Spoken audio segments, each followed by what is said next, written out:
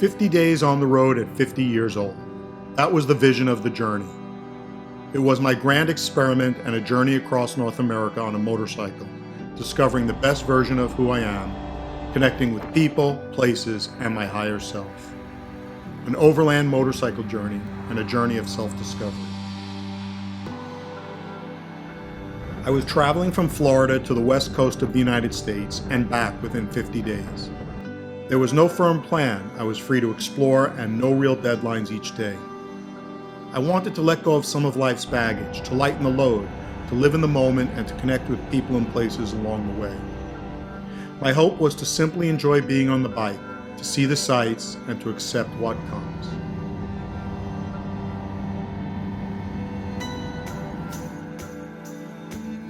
I was holding tight to what John Steinbeck wrote and taking it to heart. Once a journey is designed, equipped, and put in process, a new factor enters and takes over. A trip, a safari, an exploration is an entity, different from all other journeys. It has personality, temperament, individuality, uniqueness. A journey is a person in itself. No two are alike. We find after years of struggle that we do not take a trip, the trip takes us. John Steinbeck.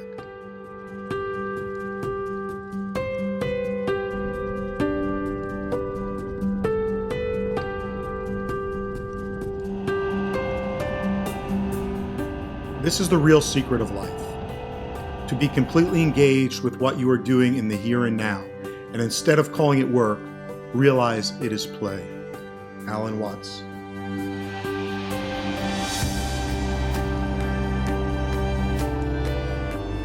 I was working way more than playing. Trading one corporate job for another was interesting, challenging, and financially beneficial, but it wasn't enough. In the last couple of years approaching my 50th birthday, I started to think hard about this at a much deeper level. My daughter was off in college, my wife and I were empty nesters, and mortality was front and center. For me, this was not a midlife crisis. On the contrary, it was more of an awakening.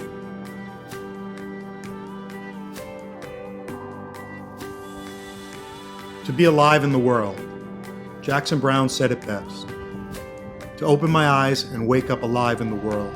To open my eyes and fully arrive in the world, with its beauty and its cruelty, with its heartbreak and its joy, with it constantly giving birth to life and to forces that destroy, and the infinite power of change, alive in the world.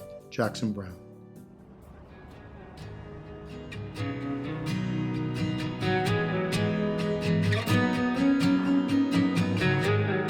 It was time to take the ship that was my life off autopilot and to slip out of the mold of what was expected, to propel myself into the unknown and into a world of broader possibilities. During this journey, I was truly in the moment. Time seemed to slow down. What was experienced in the morning, in an afternoon, in a day, and over the course of the trip were countless moments that were strung together into an epic and timeless experience.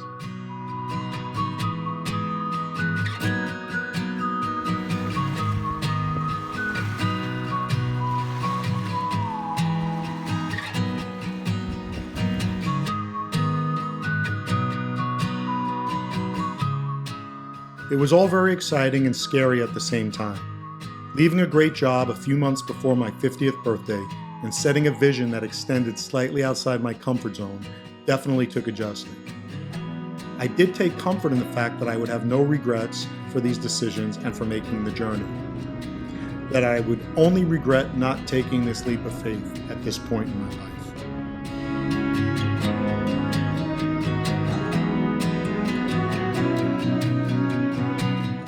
Leaving a job and an income stream behind, what did I do? I spent a lot of money on a motorcycle, a kit to build it out, and a bunch of gear. I began setting up the new motorcycle and putting the miles on to get ready for a new journey, a new adventure. I was already living a new adventure, and I hadn't even left home on my 50-day odyssey. Here I go, 50 at 50.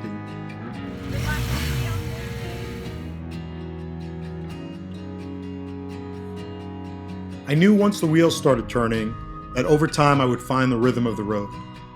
The idea of leaving home on this long trip brought a lot of emotion to the surface. Leaving home and the people you love for a journey of self-discovery requires that you let go. This is not about abandoning the people and the life you love. It's letting go of your control and your fears of what may or may not happen.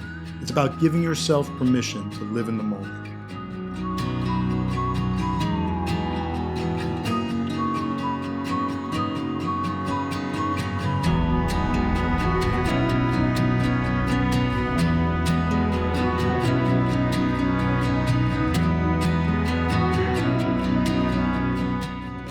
To transcend, to go beyond and to rise above the perceived limits. Travel, to make a journey from one place to another. Transcendental travel is about physically, intellectually, and most importantly, spiritually, traveling and exploring. Traveling to new places overland on a motorcycle was the means by which I would realize this vision.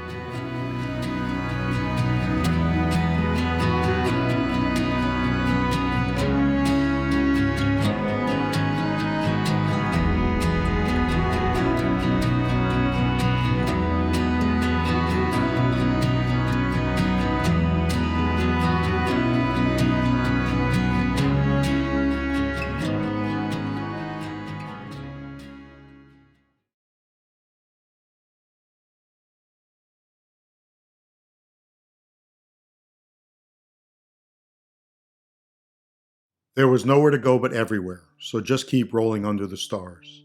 Jack Kerouac, On the Road.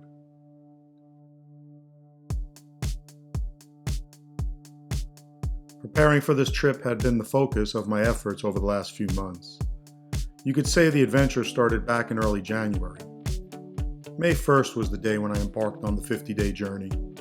As the countdown from weeks to days commenced, the reality of leaving flooded my thoughts, but was balanced by excitement and other distractions. I was battling the perfectionist in me, believing that everything had to line up just right.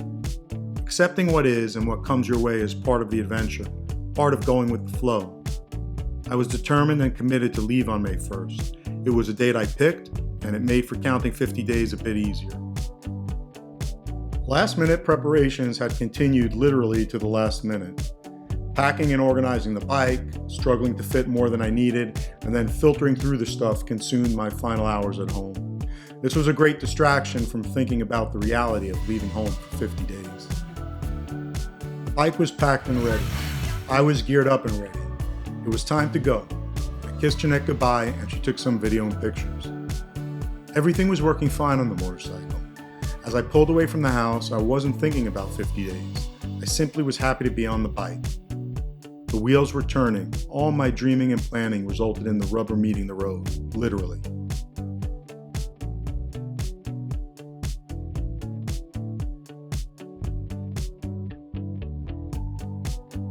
As the miles added up on that first day, I was putting distance between home and traveling fast to something new. I knew that I wanted to travel slowly, but it was like the ignition and launch of a rocket ship that needed to escape Earth's orbit. I blasted off and accepted that I was going to travel far and fast these first few days, to break through and start this new journey.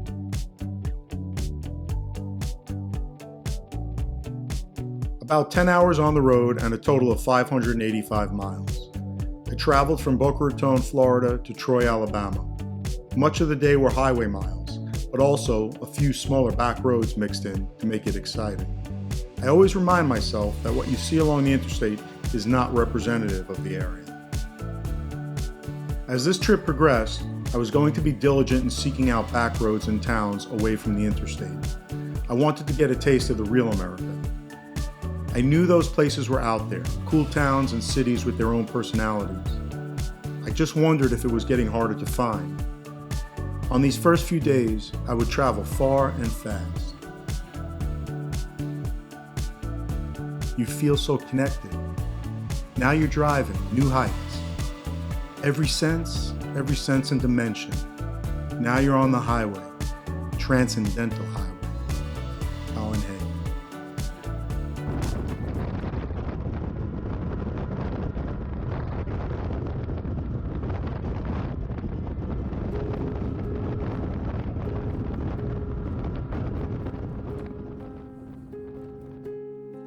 There was a tremendous sense of freedom traveling by motorcycle.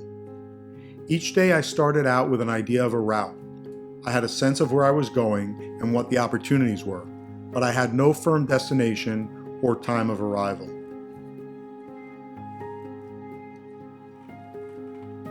I stopped when the bike needed fuel, stopped when I needed to eat, and stopped when I was tired. Otherwise, I was kinetic. The bike was in motion, and I just wanted to keep going. Traveling in the moment by motorcycle was a kind of freedom, a freedom to explore, to seek new destinations and new experiences.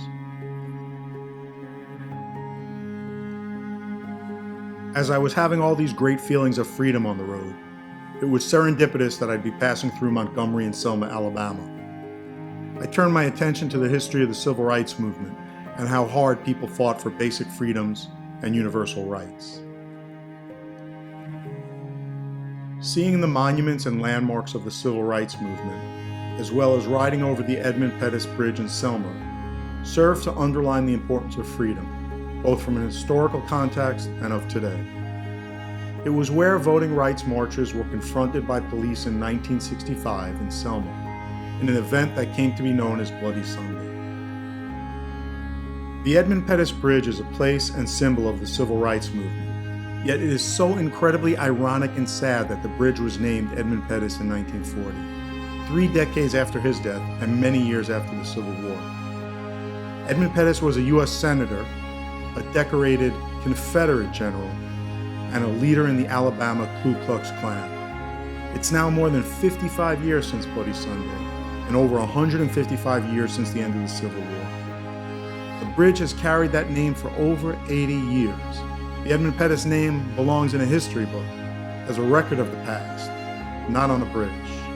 There are still miles to go. It's difficult to be sanguine about freedom and equality in America. Historically, the trajectory of progress, civil rights, and equality for all is positive, albeit slow. There is improvement and progress, but the disparity as I rode the small towns and back roads from Alabama through Mississippi was staggering. You saw it everywhere. As I rode through Alabama and Mississippi, it was clear that the civil rights movement and the fight for freedom was and is still a dream for many, possibly because of a lack of our collective imagination and consciousness. From a societal aspect living in the world, there can be no freedom without equality. There's no denying that. Yet, as I rode further and faster, I reminded myself that freedom is a state of mind and the soul has no boundaries. It's about how you view each day with hope, open to the possibilities of change and choice. That's a big part of why I'm doing this trip. Freedom to defy convention, to follow a dream, to break out of what's expected, and to break through to something new.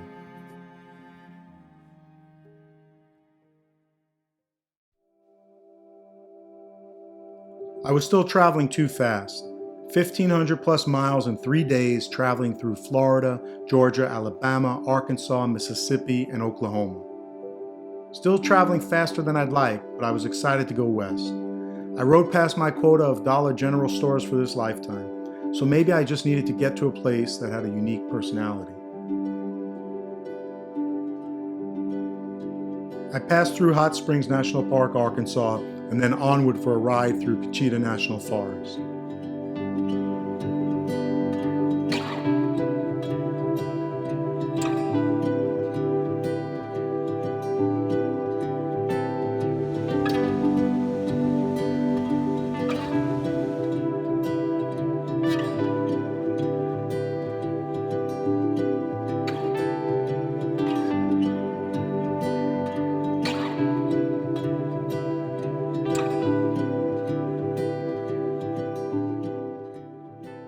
I felt the magnetic pull of the West.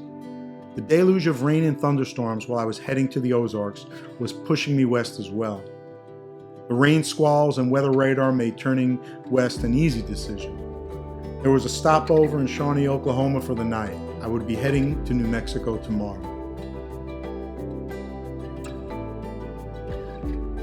I had a strong desire to put the miles on and find a new rhythm to the trip.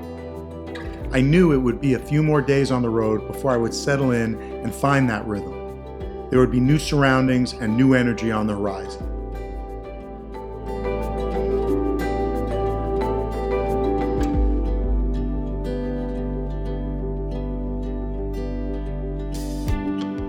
literal straight line east to west through the middle of the US. Most of my day was on I-40 going west. There were few bends in the road and straight was the direction. I stopped in Elk City, Oklahoma, where the Route 66 Museum resides. Elk City had the feel of a once thriving Route 66 town before the interstate was built.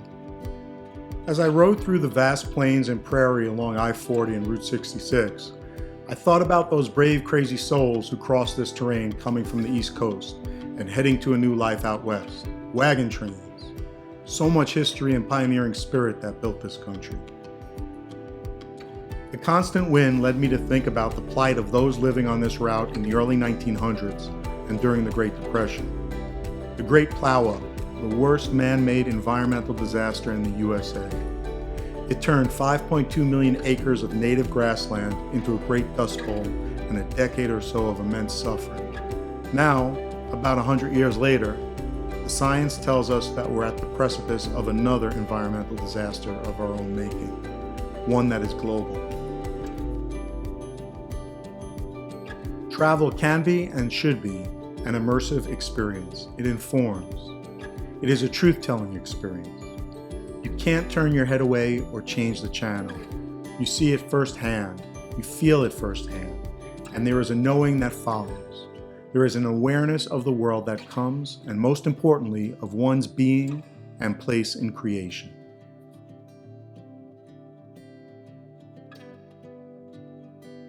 I was energized and excited to continue the journey and to see more, to experience more, and to feel immersed in the natural beauty of my surroundings.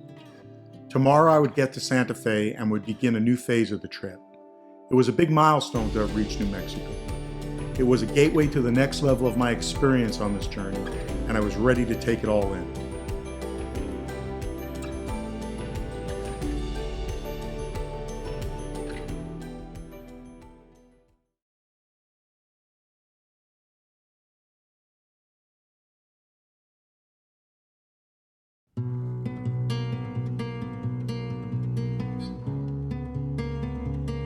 Today was a short ride and an opportunity to do some sightseeing. First was a stop at Pecos National Historic Park, another story of how invaders from Europe resulted in the decimation of the Pecos people. Touring the ruins and learning about the history were all part of paying respect and never forgetting. There is tragedy that affects all people. Remembering their struggles, simply remembering and never forgetting, is important.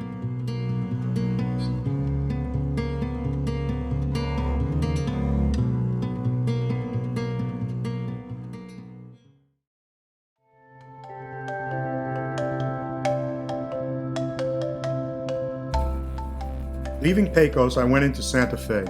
I walked around the city. It was Cinco de Mayo in New Mexico.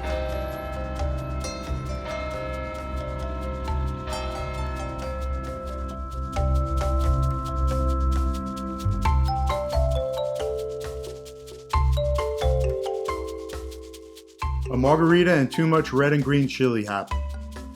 Waiting for a table for dinner in the courtyard at the shed, I met a bunch of people. A guy who relocated from DC to New Mexico that same week. He was there with his 17-year-old blind dog and his boyfriend. Another couple from Austin on a weekend trip. We talked about what we were all up to, their dreams and starting a business, travel, and a range of Austin foodie topics. It was a good night.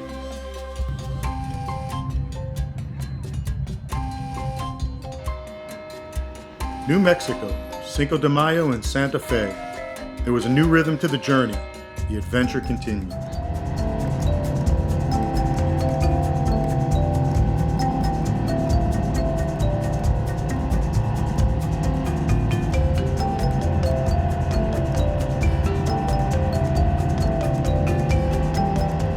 I left Santa Fe to do a loop through Carson Forest, Taos, and a few other interesting places, with a stop at Taos Pueblo, a UNESCO site.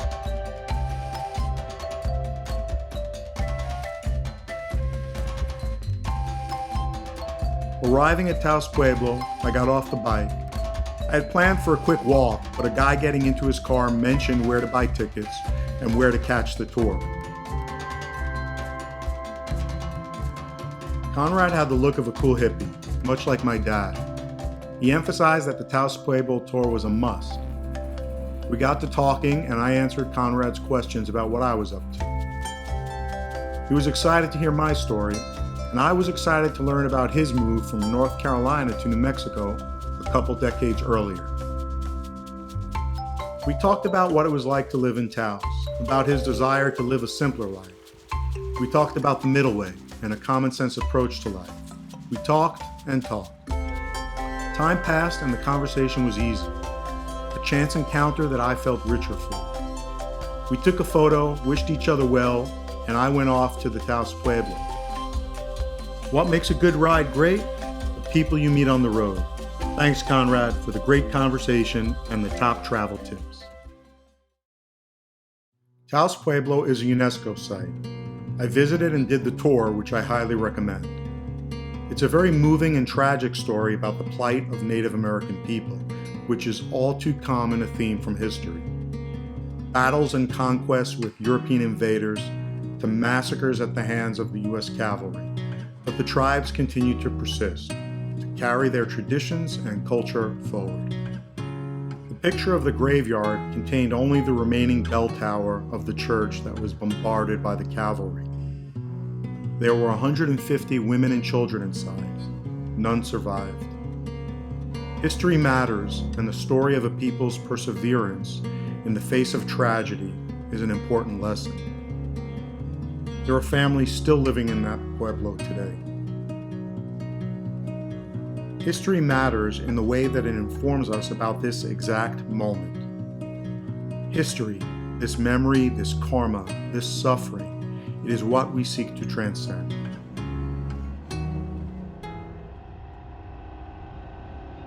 This day was a long riding day, but the riding was great.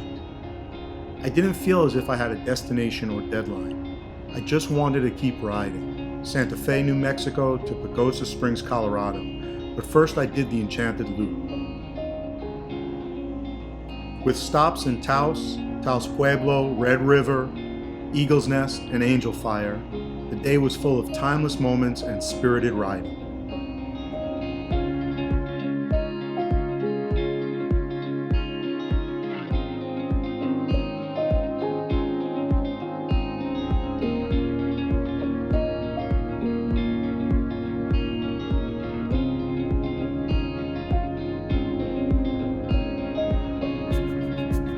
Completing the loop and leaving Taos, New Mexico, I then crossed the Rio Grande Gorge Bridge.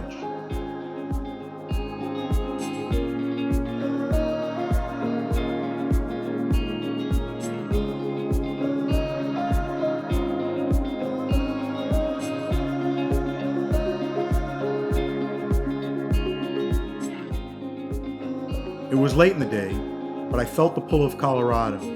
I was loving the ride and just wanted to sit in the saddle and twist the throttle a bit more.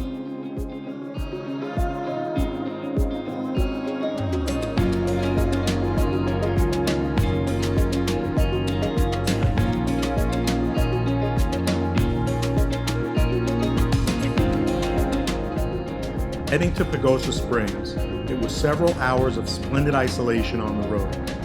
It was cloudy, cold, and the sun was setting. But there was a rhythm to the riding and the environment was beautiful. I had an encounter with two deer. As I came around to turn at speed, they were staring right at me. In what seemed like slow motion, the other waiting to see who would yield the right of way, they both turned and pranced off into the forest. It was a splendid encounter.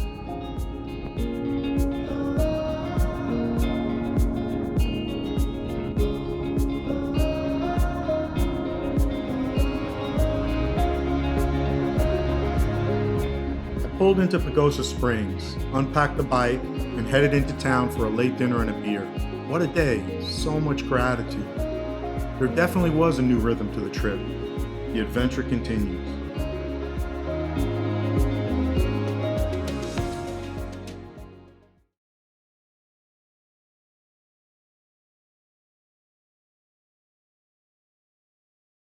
The day started with an impromptu breakfast in Pagosa Springs with a friend of a friend. It was time to get on the road. I was here, Colorado. I had been visualizing the place for some time, and I was longing for the experience.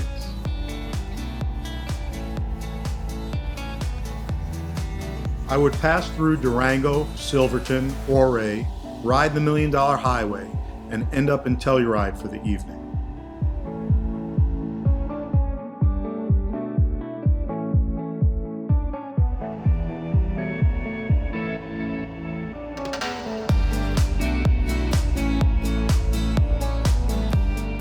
It all exceeded my expectations. I felt that I was settling into the rhythm of the journey. I had intentionally traveled fast to get here. This was the place I would start to travel slow. The environment allowed for it, and I was ready.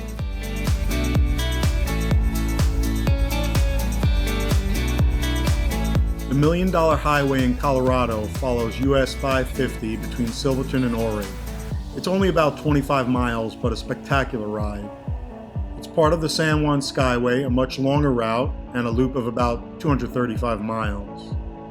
The $1 Million Fun starts way before Silverton and lasts long after passing Ouray, with views of the San Juan Mountains and the rugged peaks of the Rockies.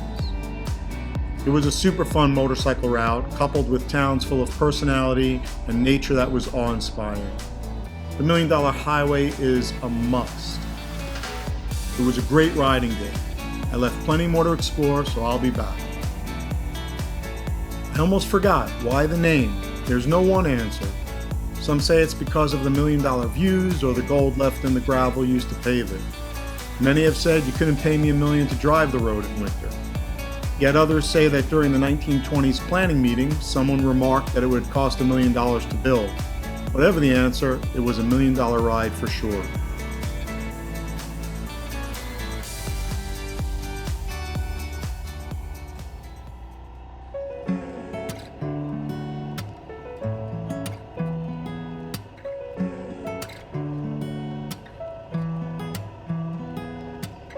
I arrived in Telluride, checked in, cleaned up, and headed out to dinner. Altitude sickness was affecting me the last few nights, and I really felt it here. I ignored this fact and I had a beer anyway, which I really enjoyed.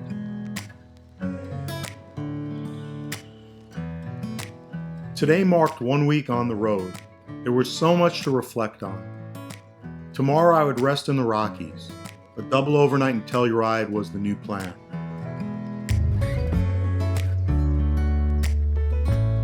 Today was a rest day in Telluride. No riding today. I walked into town for breakfast and to buy some supplies. I took the time to catch up on a few things. The motorcycle needed washing. It was much needed as there were 2,700 miles of bugs covering the bike. It was great to be outside cleaning the motorcycle with the backdrop of the mountains. This week, the rubber met the road, literally. I covered about 2,700 miles in the last 7 days. There were a few reasons why I traveled so far so quickly. I felt the pull of the mountains and the West. New Mexico and Colorado were places I wanted to get to. The natural beauty, the great roads, and longing for something new and different to see was the motivation. The first week was the launch of the experience. I was breaking through to a new way and settling into the journey out west. The environment and surroundings were a big factor, and one that I knew would begin to have a profound impact. I also really was excited to put the miles on the bike and to get into the daily packing and unpacking. Putting distance between my day-to-day back home and finding a new rhythm took time. I traveled fast. Reaching New Mexico and especially Colorado, the energy changed. The riding was exciting, the natural beauty spectacular, and the towns each had their own personality. The weeks to come would be a new phase to this adventure, and I was looking forward to it.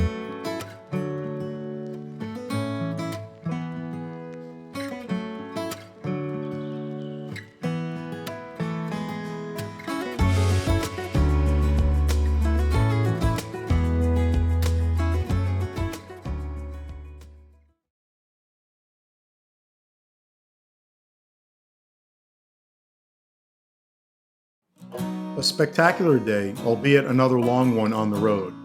The riding was exhilarating. the scenery awe-inspiring, and the people along the way were genuine and really wanted to connect. An early morning start gave me the opportunity to do two things.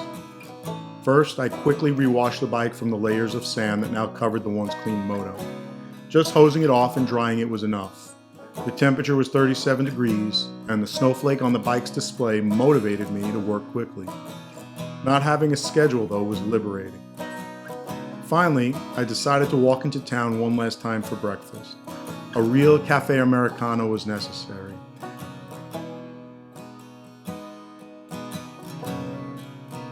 Leaving Telluride, I took a brief detour to Mountain Village, where the gondola drops people off during the season. It was deserted, but nice to see, and the views were expansive. While enjoying the mountain air, my attention turned to the bike. It was in need of some oil, and I wanted to see the quote-unquote oil okay light up in the dash. Adding some oil, I was ready to get going. The riding was amazing from the get-go. I was retracing some of my path from my arrival, but coming from the other direction made it new again. Fast forward a bunch of miles and I entered Black Canyon of the Gunnison National Park. Passing Blue Mesa National Reservoir, the Gorge, and Gunnison River down below was an amazing sight to behold. I was looking at 28 million years of work that the Earth had done to form this spectacular piece of creation. Not only was the riding fantastic, but what filled my eyes was a big reminder of how impermanent our lives are. It simply underlines the fact that we have to make the most of the gift of this life which we have been given.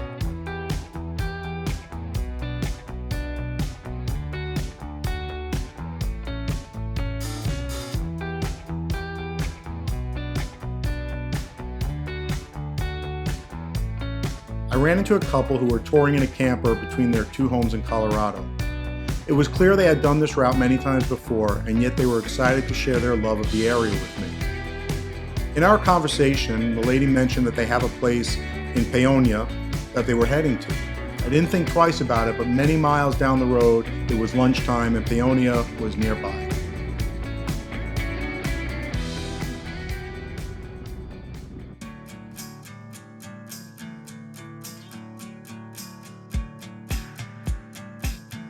Arriving in the town of Paonia, it had that quintessential look and feel of a real town. There was a main street. All the shops had their own identity, and you were guaranteed an authentic experience. You knew you were in Paonia.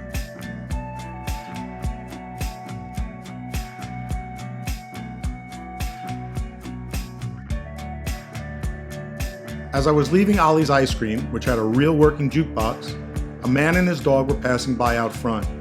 He said, "That's your motorcycle?" Yep, I was the only one on the street in the BMW Motorrad Alien spacesuit. We started talking and I told him what I was up to. His eyes lit up and his excitement grew. As we talked and I told him about my 50 days at 50 years old, he mentioned he was 80 years old. Wow, he was in great shape. It turned out that he'd been teaching Tai Chi for over 20 years and had been on the path of martial arts, healing, and Chinese medicine for 55 years. Inspiring, really inspiring. When we got to his car, Bob gave me a flyer with his bio and info on his classes. On the back, he wrote down all the places in Montana that I needed to go to. It was a thoughtful moment, and I felt blessed to have met him. After all, that's a big part of this trip, connecting with people in a way that inspires and carries hopefulness forward. We spoke some more, and then I took a photo. He gave me an impromptu tour of the health food store. I grabbed a few apples for the road. As I went to pay, Bob took out his wallet and insisted on paying. It was an incredibly generous act of hospitality, a simple but profound act of kindness that he bestowed on me. We left the store, and he insisted on walking part of the way back to the bike with me. He revisited the absolute necessity of going to Montana, but also said I need to stop in Marble, Colorado after leaving Paonia. As I left Paonia and headed towards Aspen, I did stop in Marble, and it was worth the stop. More importantly, I reflected on my encounter with Bob, and it put a smile on my face once again.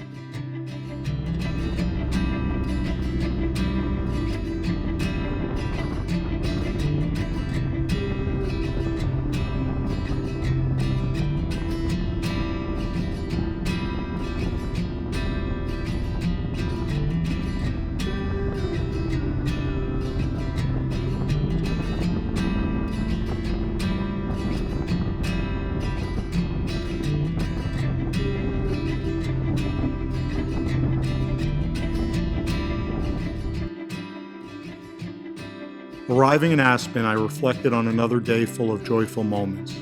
I was grateful for my chance encounter with Bob.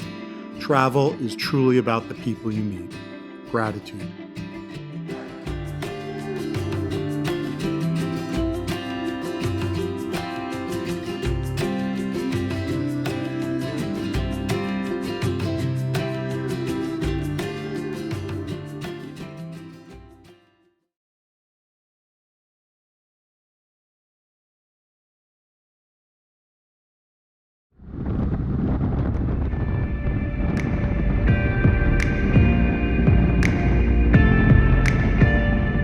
It was a spring day passing through Colorado ski towns. I had breakfast in Aspen, lunch in Vail, and dinner in Breckenridge. It was off-season in all three, as it was in Telluride, but still a great opportunity to meet people and get a sense of all the places. During breakfast in Aspen, I met a couple who lived about 30 minutes from where I live in Florida. We shared stories and talked about life back home, but from our chairs in Colorado. Road trips and traveling in general are about great riding and awesome sights. But more importantly, it's about the people you meet along the way. Connecting with people on the road is a huge part of what traveling is about. Since Independence Pass was closed, I headed to Vail and decided to stop for lunch. Telluride stood out as a quaint Colorado town. Aspen was beautiful, although all the major brands were on display. Vail had the feel of a European ski town. I liked the feel of Vail. Maybe it was because of all my European travels.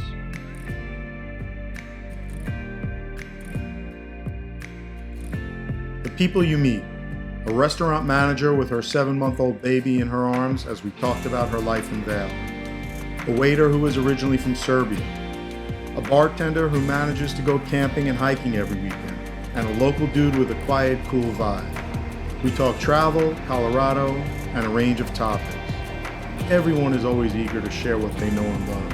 Super energy and a good group. Breckenridge had a lot of unique shops. It was clear that it's a family ski town destination. All 4 Colorado places that I visited had winter and summer seasons that are quite busy. They all offer something unique. I was really grateful to ride through, even for a brief visit.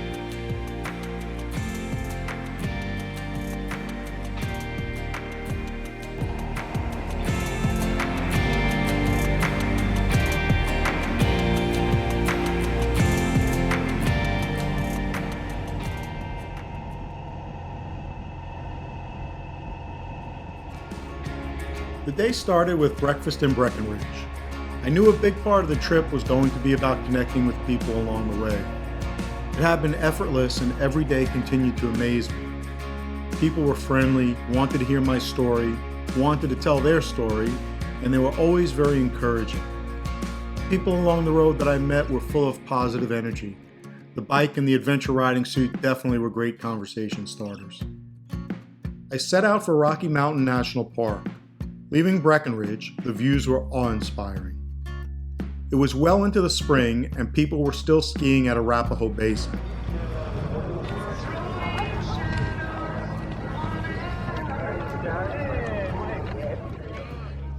It was still early in the season, and so many Colorado passes were probably still closed. I went over Loveland Pass, which was an amazing ride and had great expansive views.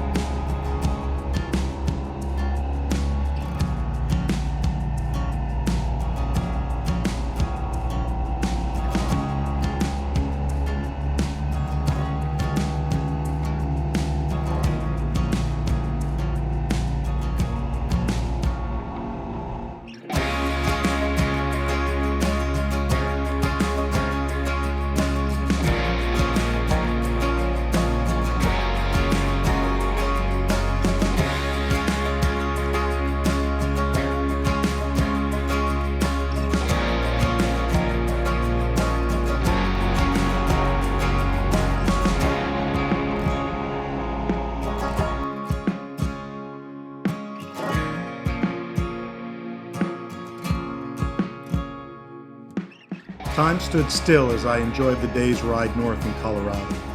The scent of the forest, the trees, mountains in all directions, and twisting the throttle for hours brought me closer to Estes, Colorado, and the entrance to the national park.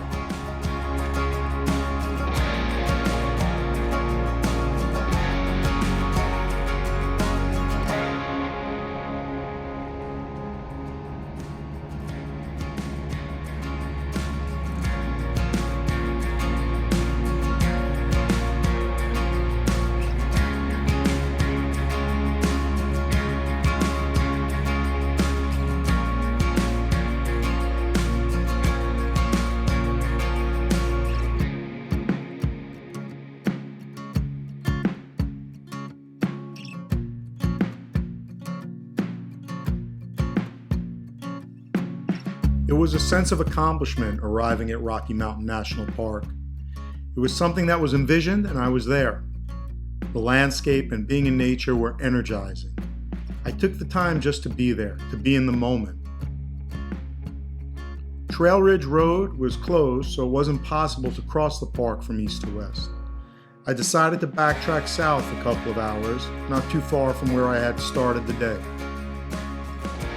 Colorado had been spectacular, and the views majestic. It's a place with countless opportunities to ride and to also immerse yourself in the outdoors. I connected with warm, open, and friendly people who shared their dreams with me and were interested in my story as well. Each day was a new adventure. Tomorrow I would be off to Utah, and my excitement was building.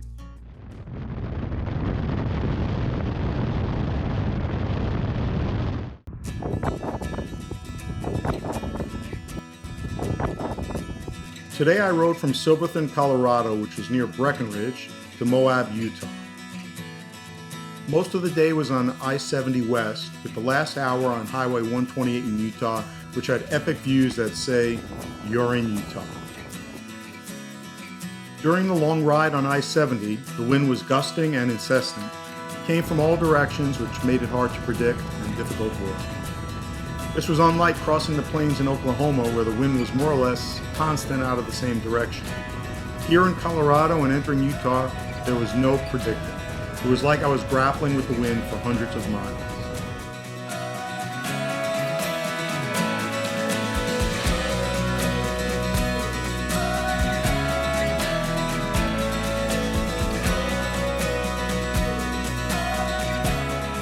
About an hour from Moab, I exited to take Highway 128 the rest of the way.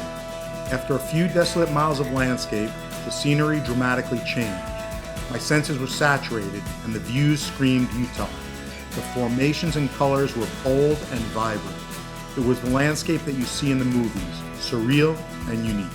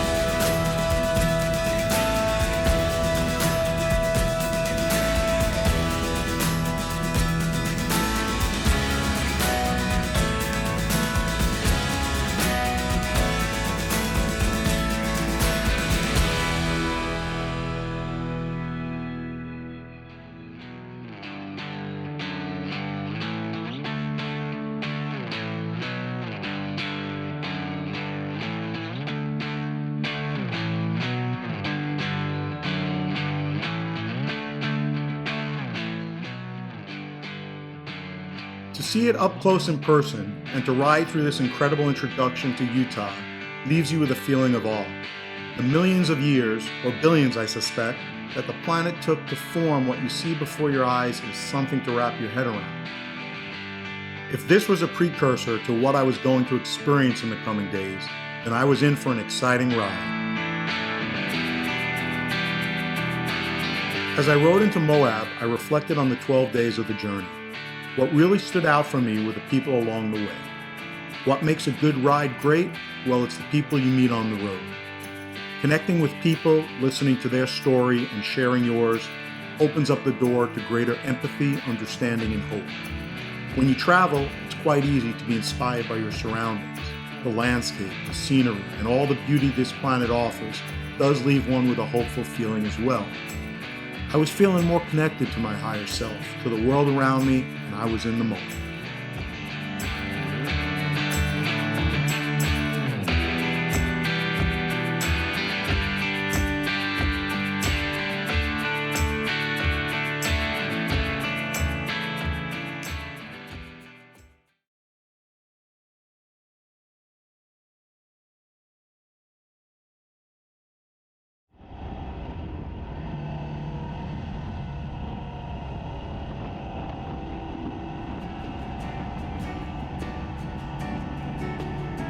Welcome to Mars.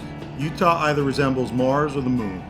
It's otherworldly, and Arches National Park, there simply is no reason to try and describe it. Pictures do a much better job, but actually being there firsthand and experiencing it is key. Much of Utah, and especially the national parks there, are a poignant reminder of what planet Earth has been up to for hundreds of millions of years. The national parks serve to foster a deep appreciation for nature and for the planet. I felt a deep sense of awe and reverence for time. Our lives are just a split second relative to the natural phenomenon in these parks, and nature is witness to that.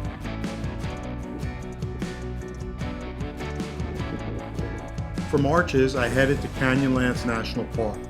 The expansive views, the formation in the distance, and the surreal quality when gazing at the landscape all humble you. Standing at Island in the Sky in Canyonland National Park, again that feeling surfaced. It is so interesting how nature and the beauty of this planet can remind us that our life is but a blink of an eye in relation to the planet and to the universe. All the more reason to experience the beauty with gratitude and reverence for it all. I had a route plugged into the GPS leaving Moab, which was supposed to take me to a campsite in the direction of tomorrow's anticipated plan. The road quickly turned to gravel with plenty of potholes and washboards with sporadic soft sand, all of which commanded my attention. I was enjoying standing on the pegs, and the route was beautiful along the river. After quite a few miles in, some off-road buggies heading the other way mentioned that the road dead ends within 20 miles, with no outlet for bike or buggy. So much for GPS and blindly following along. I backtracked the route since it was getting late. There were some campgrounds in the area, but I wanted to put some more distance between the crowds of Moab and tomorrow's activities.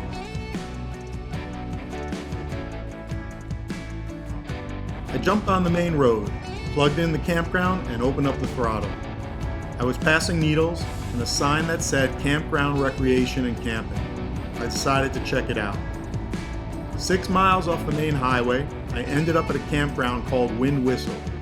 The name should have been enough to have me give it a second thought, but I was committed. Setting up the tent, here comes the wind. Random gusts of wind that proceeded to blow everything in multiple directions. Welcome to Wind Whistle Campground. At sunset, I met a guy named Mark a few campsites from me.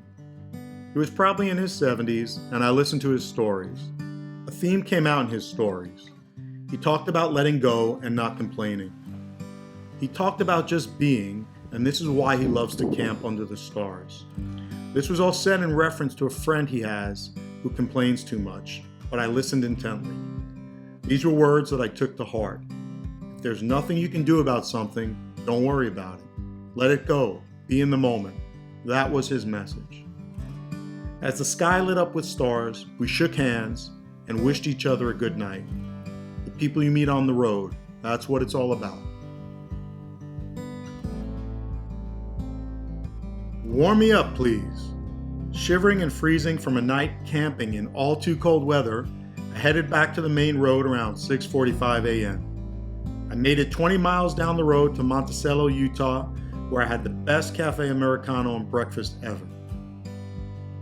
The place had positive vibes, artwork, messages, and affirmations on the walls. Music was playing, and the food and coffee were prepared with good energy. During my breakfast, I had a chance to talk with a couple of guys who were old high school friends and on a road trip together. They gave me loads of encouragement in addition to top travel tips. It was great how interested people were in sharing stories and also in pointing you in the right direction. The Martian landscape continued. Unsure of my route this day, I headed toward National Bridges National Monument. Great roads to add to the Martian landscape, and I was enjoying the sights. I passed through Glen Canyon National Recreation Area. It was outrageous. The views kept coming. This was Mars at its best. As I rode, I was thinking they probably tested the Mars rover here.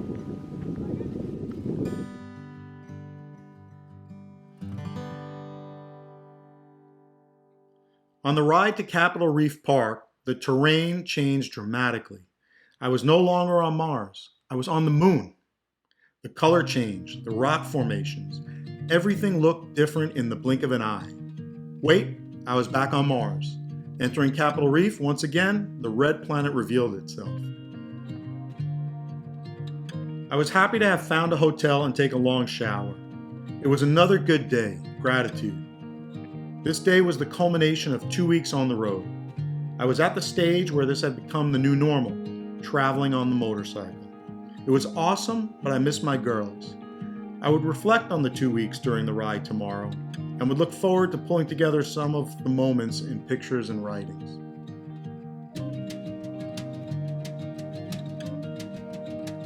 I was appreciating the new normal, 2 weeks on the road. It was another standout day of epic riding.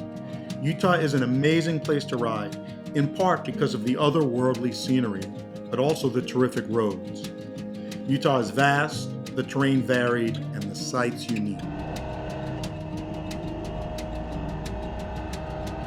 Highway 12, the $1 Million Road, not to be confused with Colorado's $1 Million Highway. It takes you from Capitol Reef National Park to Bryce Canyon National Park. Some high elevation twisties lead you to Boulder Overlook and then onto the Grand Staircase Escalante National Monument with a fair number of iconic views. The temperature on the way to Boulder had dropped considerably, but it was a nice change rolling on the throttle through the turns on a road in the forest. It was also a break from the Martian and lunar landscapes. I was really impressed with Highway 12 and the way that it moves you through such diverse settings. What a ride, what a day.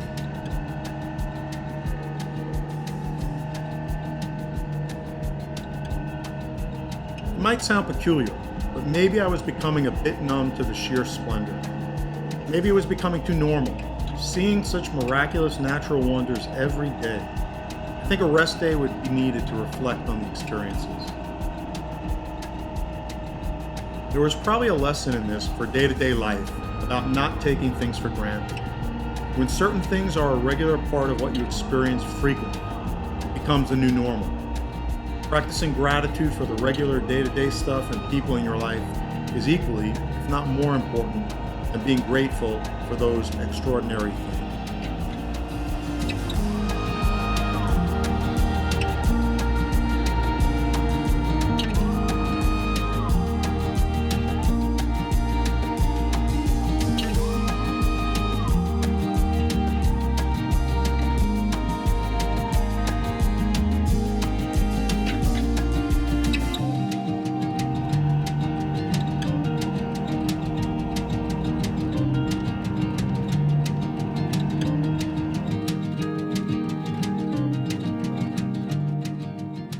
Bryce Canyon National Park was impressive, as were the crowds. On the motorcycle, I was only exploring these parks from the road and scenic overlooks. I knew I was missing much of the experience that I'd gained from hiking the trails. It just was not a priority for me on this trip. I was focused on the riding. I still felt a great sense of appreciation for the national parks in Utah, but there was so much incredible stuff to see and experience on the road between parks. I decided to shake things up a bit and go in the direction of Cedar Breaks National Monument in Bryan Head. I wanted to have a rest day away from the tourists and major tourist destinations. The ride from Bryce to Cedar Breaks took me to high elevations. Cedar Breaks National Monument North View was over 10,000 feet. The views from the overlook were dramatic, outrageous views and super roads. It was off-season between winter skiing and summer crowds, so I felt like I had all the roads to myself. The wind howled, and the setting was a backdrop for a different Utah. The high elevation left certain areas barren, but beautiful nonetheless. The roads and camber changes created an exciting rhythm to the ride. This night was my last night in Utah. Tomorrow I would ride through Zion National Park on my way to Arizona and the Grand Canyon, with a few stops in between. Utah truly was otherworldly and unique in so many ways. Mars or the moon? Yes, at times the landscape transported me to otherworldly places. The terrain was ever-changing, the national parks dazzling, the scenery stunning, and the motorcycle riding crazy fun. I barely tasted what Utah had to offer, and I knew I'd have to come back one day soon.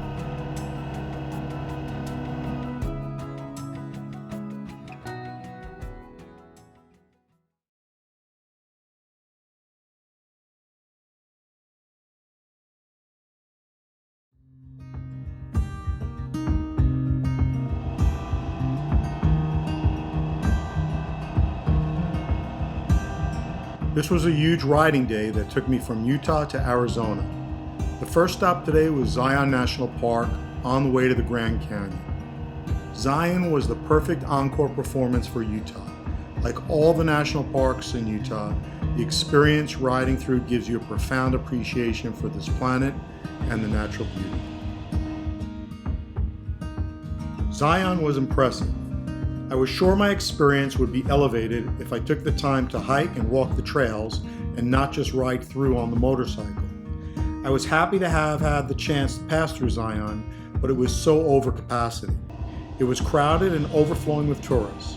Parking lots were full, buses were shuttling people everywhere, and cars lined up along the road.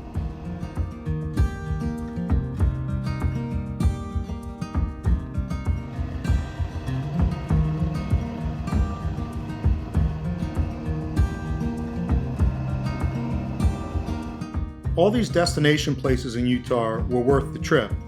However, I had encountered hours upon hours of riding through places with no specific designation, which equal or surpass the beauty and tranquility of the tourist stops. Don't forget the places in between. It's literally the journey and not the destination. I headed out to the north rim of the Grand Canyon. Crossing into Arizona, the environment changed quickly.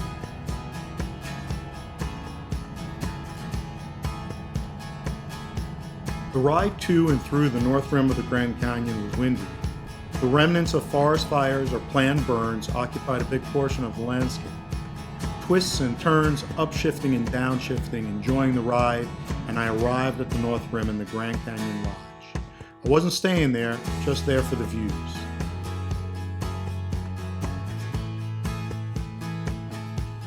There were many trails, and you could probably occupy several days exploring them all. I took a couple of hours to snap pictures and walk parts of the rim. I had to stand still, without my sunglasses on and without looking through the screen of a camera or camera phone. The north rim of the Grand Canyon is one of those places that you just can't put words to. Any attempt to explain it or describe it only falls short. It's a place that evokes emotion. It's a setting that suggests there's something more than the natural laws of the universe at play. Simply, I've always felt that places like these are paintings done by the universe, the creator, God, or whatever label you feel comfortable using for that which has no name.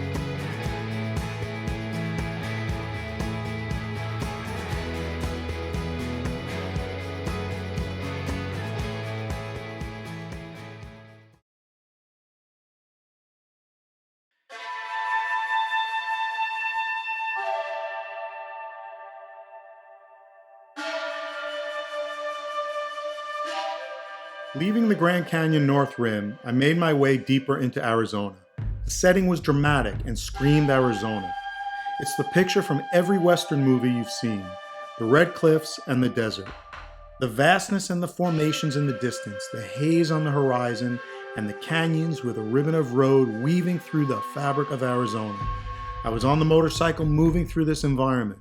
It felt great. I felt connected and in sync with my surroundings. I entered the Navajo Native American reservation. The road was straight and the wind was gusting. The music playing in my helmet was Robbie Robertson and the Red Road Ensemble. It was both surreal and appropriate to be listening to this as I rode in this part of the country. The music, the vibration, the land, the surroundings, and the motorcycle all carried me forward. I was connected to everything.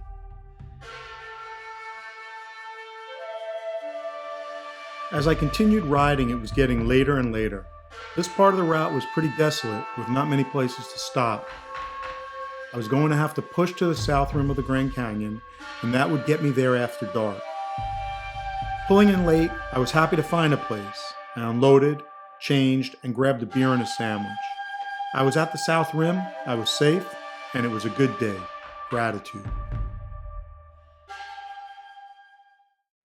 The Grand Canyon has the effect of getting you thinking deeply, of contemplating the universe, existence, life, and death. It's so awe-inspiring and amazing you can't help but start to have lots of questions and thoughts. As I rode out away from the North Rim, my mind went to why I was undertaking this journey, this project, this endeavor. I was feeling extremely grateful.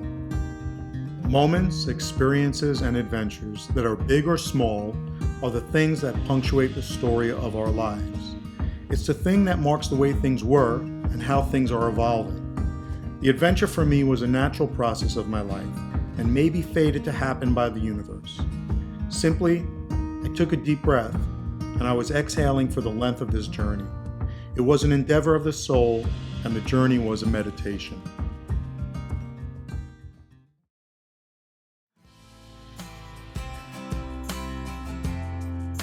The Grand Canyon South Rim delivered more iconic views that dazzled. Words and pictures can't convey the serenity that the place grants you, the sheer splendor that is before you, and the humbling feeling you have for nature, time, and the universe. It evokes the same feelings as the North Rim. However, the North Rim is more remote and thus is a different experience.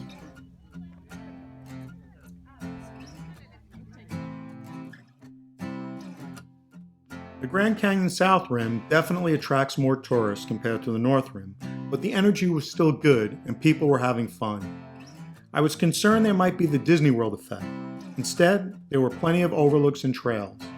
Yes, there was a high volume of people, selfie sticks, and silly poses, but most were in good spirit and seemed to be excited and engaged in the South Rim experience.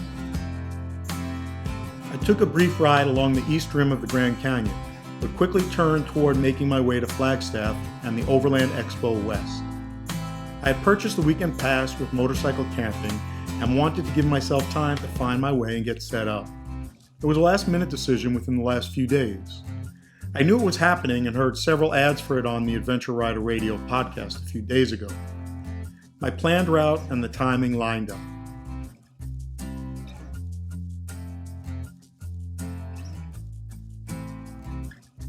Arriving in Flagstaff at Overland Expo West in Fort Tuttle County Park, I parked at HQ and was able to register.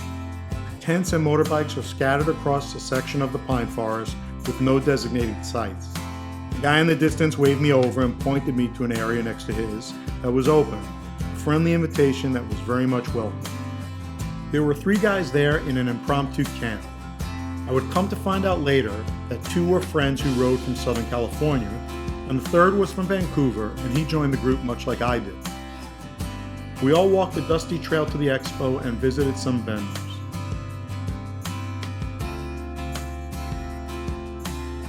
We grabbed beers and pizzas.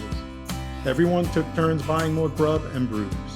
Later that evening, sitting around camp and chatting was a blast. The night was rough and I was freezing.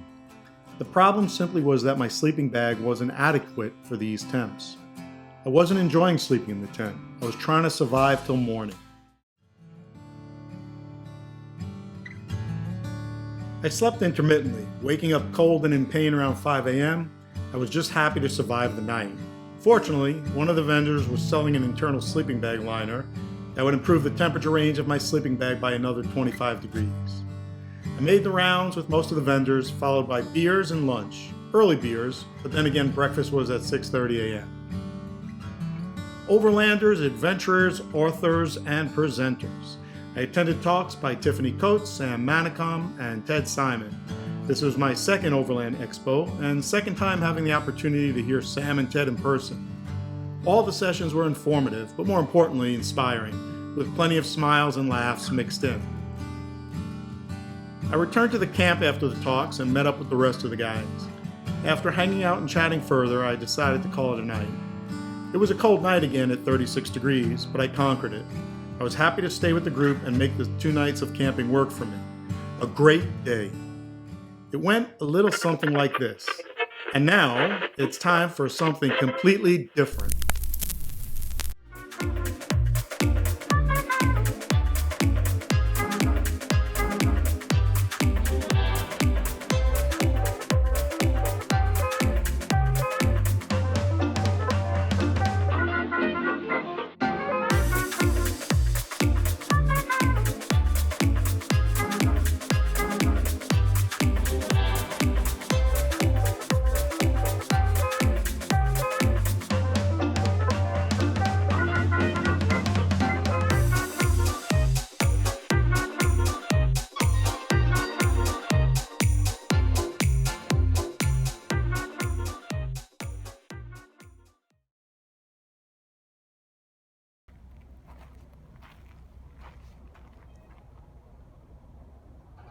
Up early again, and I was trying to get the blood flowing into all my extremities. After breakfast, I broke down my campsite, I said my goodbyes, and I was back on the bike. I was happy to be riding again, and today's riding was tremendously fun. The Red Rock of Sedona and the ride there through the forest was Arizona at its best.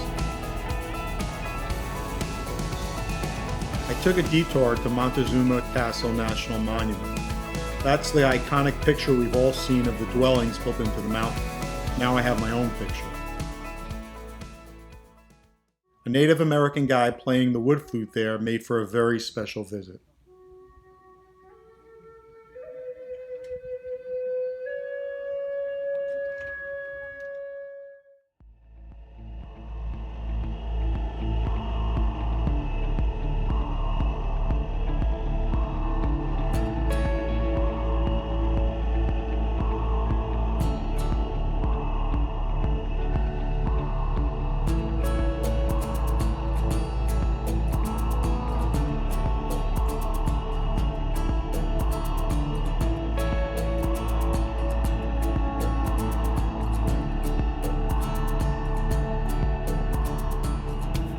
Heading into Prescott National Forest delivered some of the best riding of the day.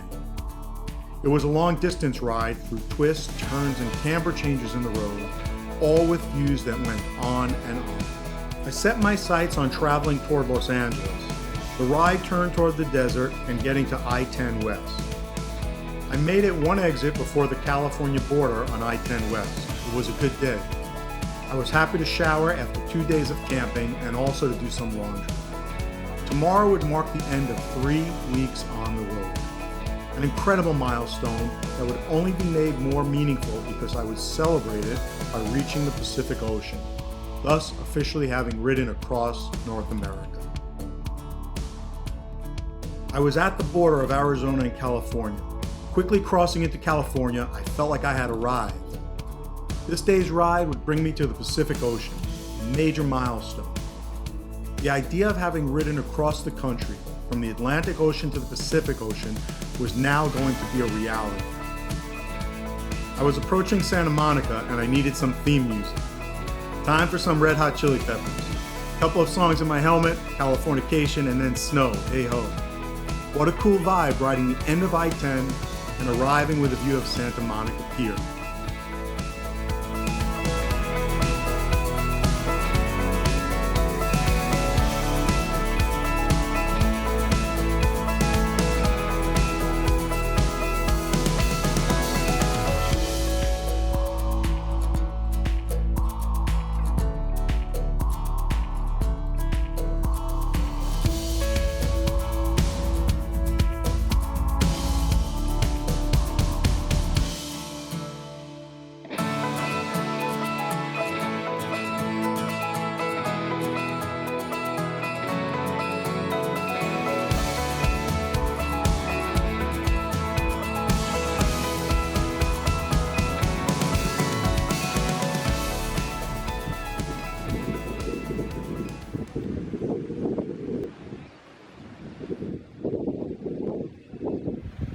Here I am, 3 weeks to the day in Santa Monica, California. Incredible ride, beautiful country, coast to coast, the Atlantic to the Pacific. Feeling tremendous gratitude.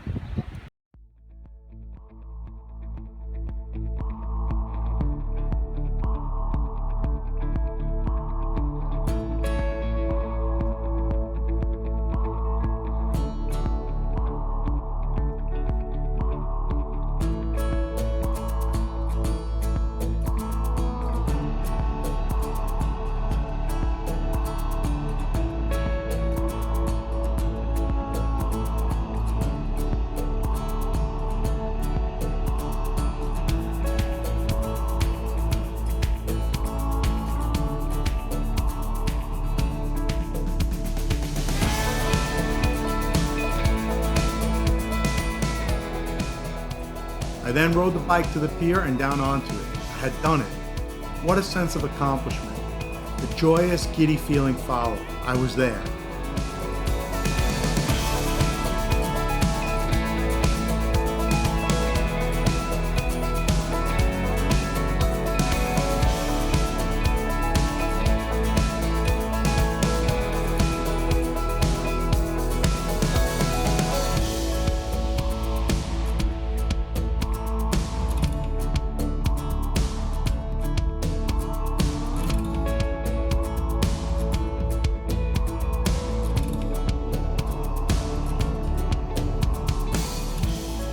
I was excited to meet family for dinner who lived in LA. And my wife Jeanette was coming tomorrow to ride with me for a week. All blessings and things to be thankful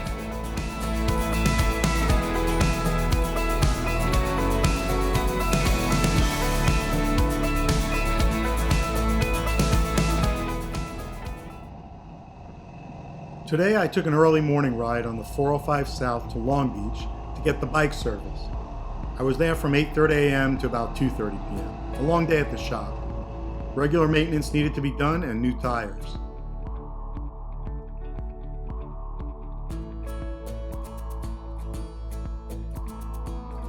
On the way back to the hotel, I followed some other motorcyclists and practiced my lane splitting. With my wide panniers, it was a bit unnerving. I was pushing to get back to the hotel. Jeanette was there and I hadn't seen her in 3 weeks. It was awesome to be reunited and to start our adventure together over the coming week. I knew having a pillion would change the dynamics of the trip. However, I was looking forward to sharing life on the motorcycle with her and also to have the experience riding together in California. It would be a new kind of adventure in the coming days.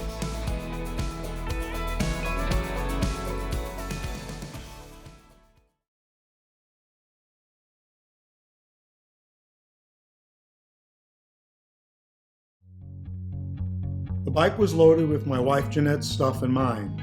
Both panniers had dry bags strapped to the top. This was Jeanette's first day of riding with me in California. Leaving LA in rush hour traffic, we made it to Santa Monica and headed north on the Pacific Coast Highway. The weather was gray and dreary, but it was a blast to be on the bike together. We've gone riding together before, and although she rides, she's a pillion for the week. It's a transition after riding 3 weeks by yourself to having a passenger. She's easy, but now I would have to think about the needs of another person.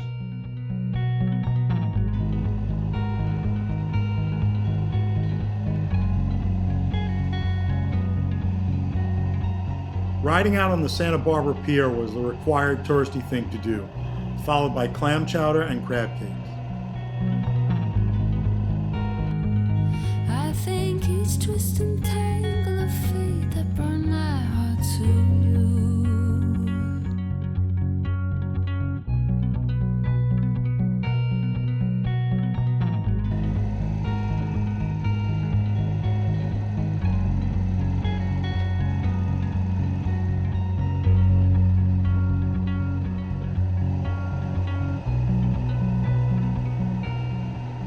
We headed up through the Los Padres National Forest and broke through the clouds. The sun appeared and it was a glorious ride. Continued through Santa Ynez area and Los Olivos. The vineyards and berry farms were endless. It was exciting to see a different part of California. We love the coast, but this was an opportunity to see California's agriculture at its finest. When we got to San Luis Obispo, a decision was to be made. Either hug the coast to Big Sur, Carmel, and Monterey, or take a detour to Paso Robles. We had seen the iconic coast and wanted to again, but were hungry to check out something new, and some wine tasting was an extra motivator. Paso Robles it was.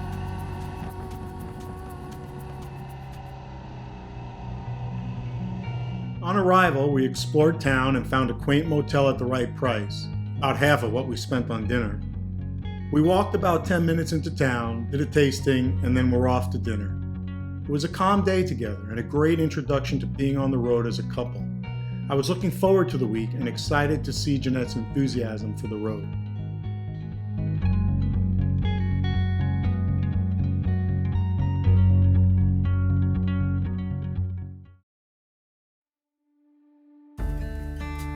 On Jeanette's second day riding with me, we woke up early, but we were still unsure of where to go today. Sequoia National Park was the first choice. We were checking the weather, and I remembered that parts of the Pacific Coast Highway were still closed. Besides, it was familiar from a trip years ago. I reviewed the route I had previously planned, and it was clear why I initially wanted to go see the big trees. It was also the twists, turns, and general awesomeness of the ride. Off to Sequoia it was. Heading out of the center of Paso Robles, we found ourselves in a sea of vineyards. Rows of grapes and vines stretching for miles, one vineyard after another. Arriving in Three Rivers and having some great Mexican food for lunch, we were ready to head into the park.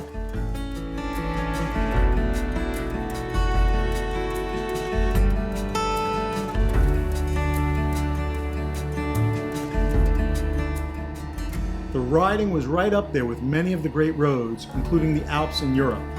Elevation changes, switchbacks, and flowing rhythmic riding with stellar views. It was the kind of work I like to do on the motorcycle. Traffic and getting stuck behind cars and RVs were the only bottlenecks in the experience, but even that had the benefit of slowing down the ride to appreciate the view.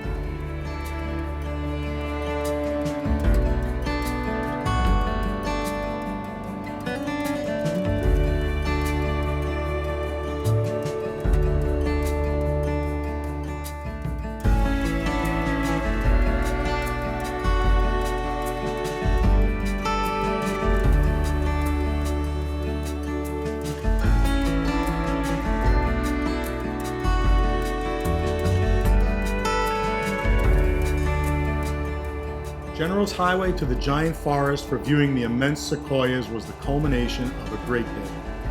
Trees that are a millennia or two old were uniquely recognizable. The sequoias were a sight to behold.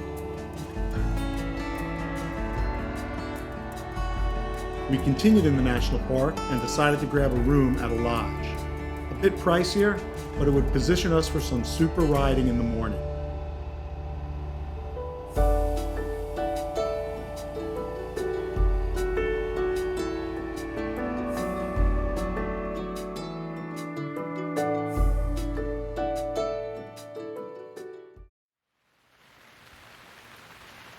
The fog was thick, and the mist in the air mixed with intermittent rain made for a wet start. I loaded up the bike and we loaded on the layers, including the rain suits. We had very few breaks in the rain, but it was a great ride through the remainder of Sequoia. We exited the park with the intent of getting to Yosemite regardless of weather conditions.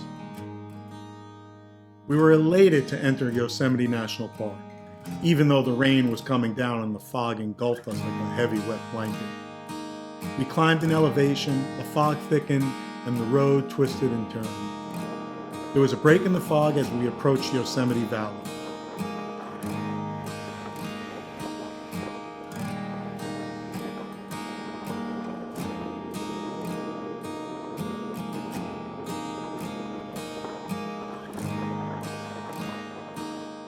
Spectacular sights and a spectacular break in the fog allowed for some pictures of this iconic place.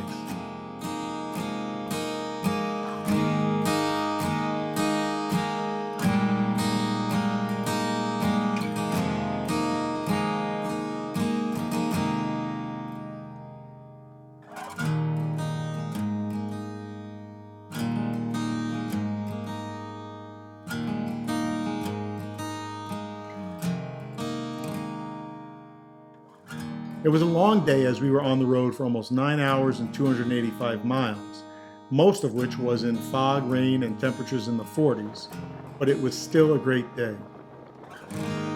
It was getting late and we decided to head in the direction of Napa. The saga began again. Fog, rain, dipping temperatures, twisty roads, elevation changes, and dreaming of chocolate chip cookies, and a good night's sleep. Fast forward 3 hours and we ended up stopping for the night in Stockton on our way out west. We were both happy to have a hotel room. Jeanette was extra cold and tried to warm up while I unloaded the mud and rain-soaked bike. In any case, we were safe, dry, together, and now had a bunch more memories and tales to tell.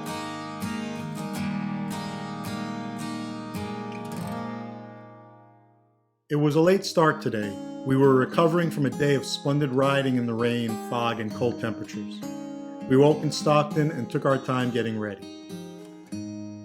At breakfast, we met this cool guy who talked about an iron butt type event in the Philippines. He was a combat veteran and was in the US military for 25 plus years. He was shot multiple times and spent 2 years in a wheelchair, but was now riding again.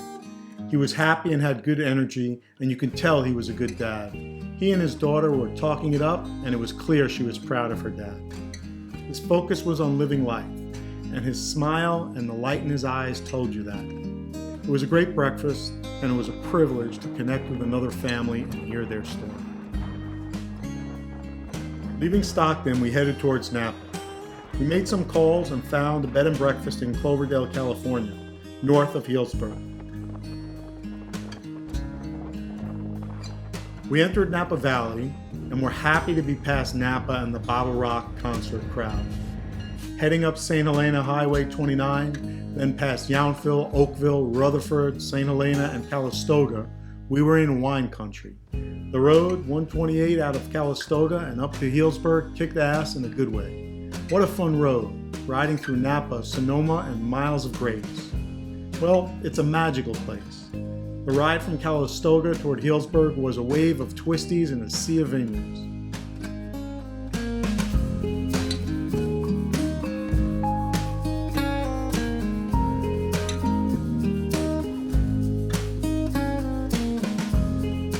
What an incredible find in Cloverdale.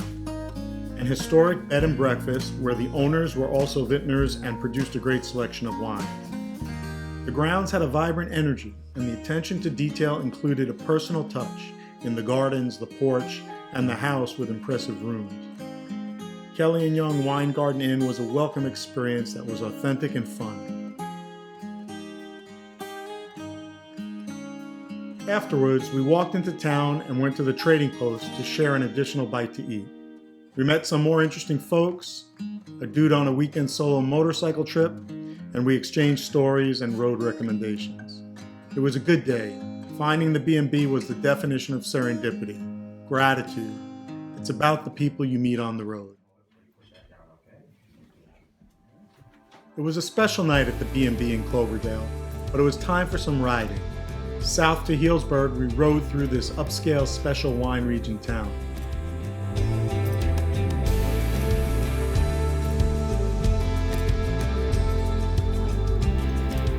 From Healdsburg, we rode 116, hugging the Russian River, through where else? The Russian River Valley.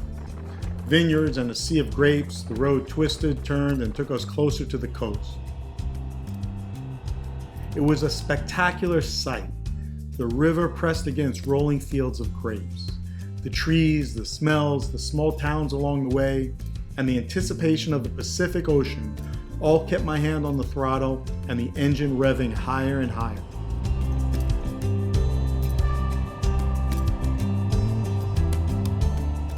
As we crossed the final hill and took the last turn to head south, there it was, Pacific Ocean, and we were on the Pacific Coast Highway.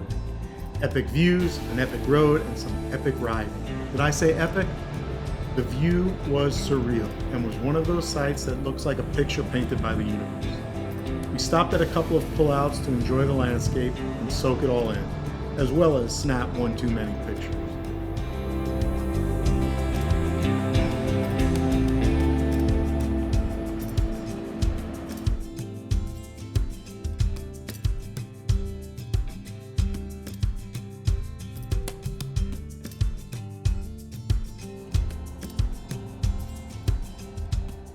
Back on the bike and a few miles further south, a stop for lunch at Bodega Bay was in order.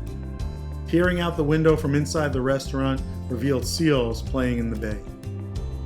Determining where to stay was the challenge. Typically, it hadn't been such an effort, but prices were at a premium everywhere still. Memorial Day weekend and Bottle Rock were to blame. We headed inland and thought Santa Rosa would be a good in-between stop. It was getting late and we wanted to settle in. After settling in and doing a laundry, we were looking for something to do and eat. Downtown Santa Rosa was a nice stop. We stopped at the Russian River Brewery. Finding a couple seats at the bar, which wasn't easy, we were relieved and ready for some beer and grub.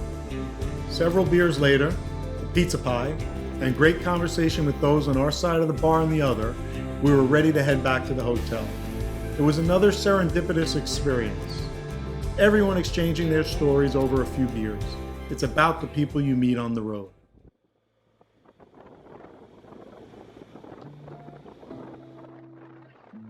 Today was a day to indulge a bit, so we're heading back to Napa. A mini vacation from long days on the road, especially since Jeanette would be going back to Florida in a couple of days. Making our way from Santa Rosa to Napa, we passed through Sonoma and took Trinity Road over the mountain near Mount Vader to Napa. The route was narrow, twisting, climbing, elevation changes, and deep drop-offs that made it fun and challenging.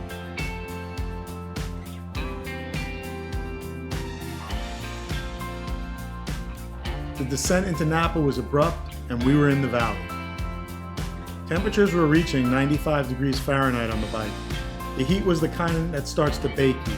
No humidity like back home in Florida. We headed a bit south to Yountville and stopped for lunch at Bistro Gentil. This is what I meant about indulging. We both ordered the coq au vin, Jeanette had a glass of wine, and I stuck to an iced tea. After lunch and back on the bike, it was south on the St. Helena Highway for a bit, then turning east to the Silverado Trail and north to Calistoga, passing vineyards of every wine we've been fortunate enough to have experienced over the years. There was no traffic, and it was a flowing, relaxed ride.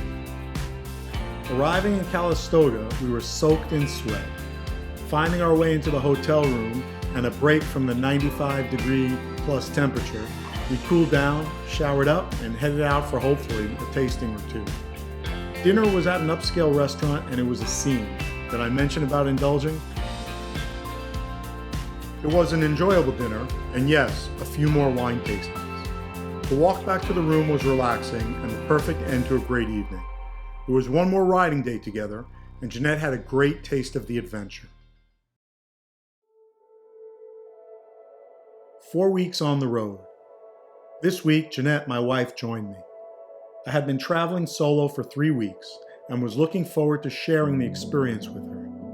I wanted her to have the opportunity to experience firsthand what it was like for me on the journey. Jack Kerouac said, "The best teacher is experience, and not through someone's distorted point of view." I had come to believe that adventure finds you, you don't find adventure. 4 weeks on the road, the adventure continues. The occurrence and development of events by chance in a happy or beneficial way. That's the definition of serendipity, and that, I believe, is when adventure finds you. Many suggest that adversity, mishaps, interruptions, and lots of risk are the key ingredients of an adventure. While I can't deny that perseverance and pushing through in the face of a challenge can be an adventure, but for me the most rewarding adventures come from those serendipitous events. A chance encounter, a wrong turn, a last-minute change of plans, or a spark of inspiration that sets you on a new course. This trip has taught me what I've always known, but in the past practiced more naturally, that there are no coincidences. There's meaning and a rhythm of life, and you have to slot in, sync up, get in the flow, and dance to the beat. Let it happen, let go, and be open to the possibilities. There truly is only one thing to do, and that's to keep moving forward. Roll on the throttle.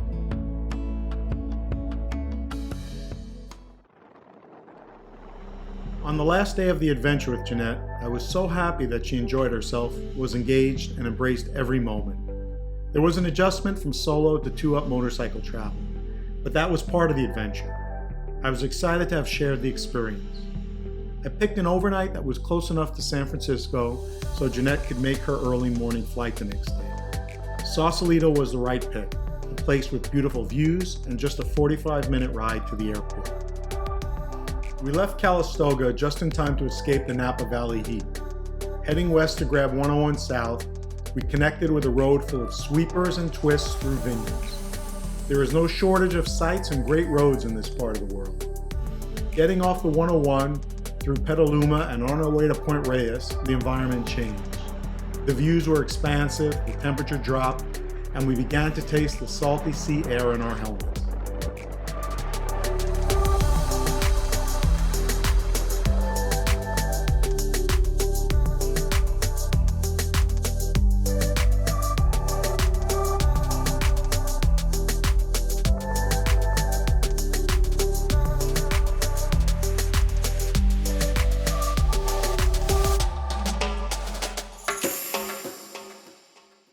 After a filling lunch, we cruised the coast and made a stop at Stinson Beach. It was packed, and what a sight to behold. The ocean, the people, and the beach with a backdrop of the mountains was a special thing to behold.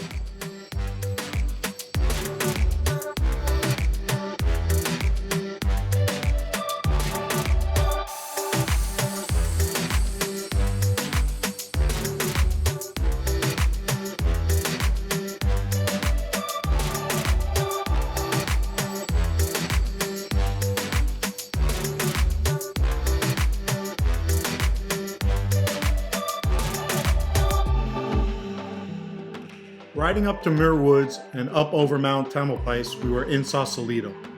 We found a cozy hotel at a reasonable price. The location had gorgeous views of San Francisco and the bay, which was amazing. We walked around and explored a bit. We were meeting up with my cousin who I hadn't seen in years. Yes, it's about the people you meet on the road, especially when you get to hang with family. Tomorrow, I would say goodbye to Jeanette and would see her in another 20 days. Another change, another adjustment, and the unknown. I was prepared to roll on the throttle and experience more of those moments when serendipity finds you. Adventure awaits.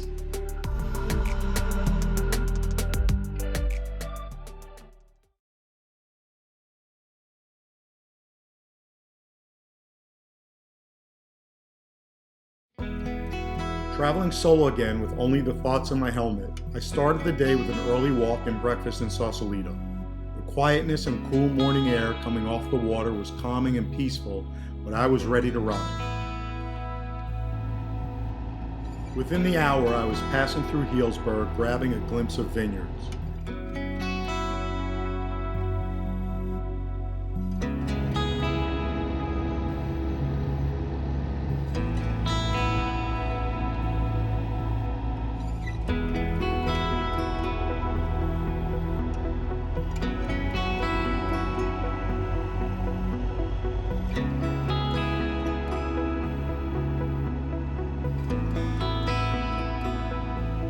Traveled on Dry Creek Road and over for a top-of-the-world view of Lake Sonoma.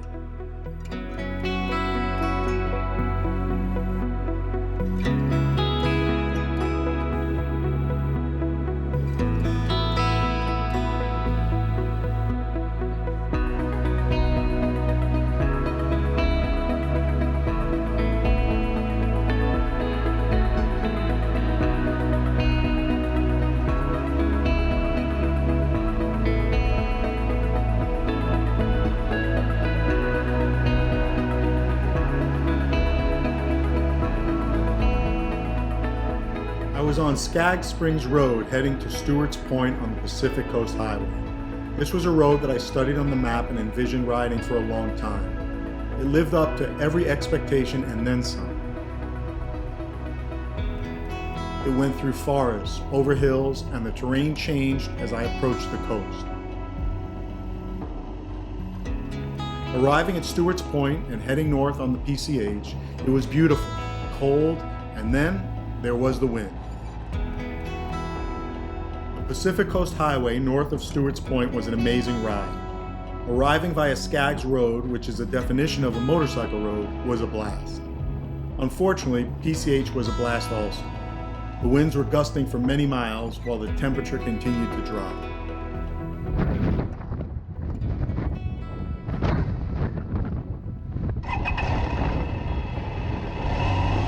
The views and the riding was still more than splendid. The power of the waves hitting the cliffs, the wind, and the overall awesomeness of the place was humbling. It was great riding, and I felt tremendous gratitude.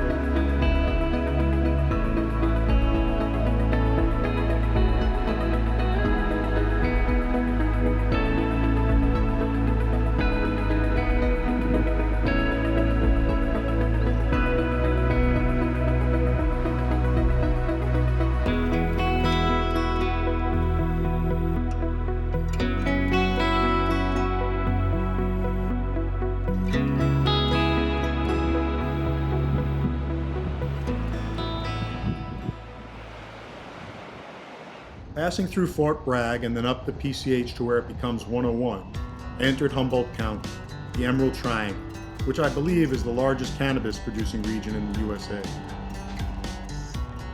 I rode through Humboldt Redwood State Park on the Avenue of the Giants. Avenue of the Giants is a road that parallels US 101 for 30 plus miles, with the benefit of going through old growth redwood groves of amazing towering trees. It was peaceful and calm. The natural beauty of the place was untouched, except for clearing of fallen trees on the road. I started to feel the time of day, the miles, and the dropping temperature, which all reminded me it was time to find a route.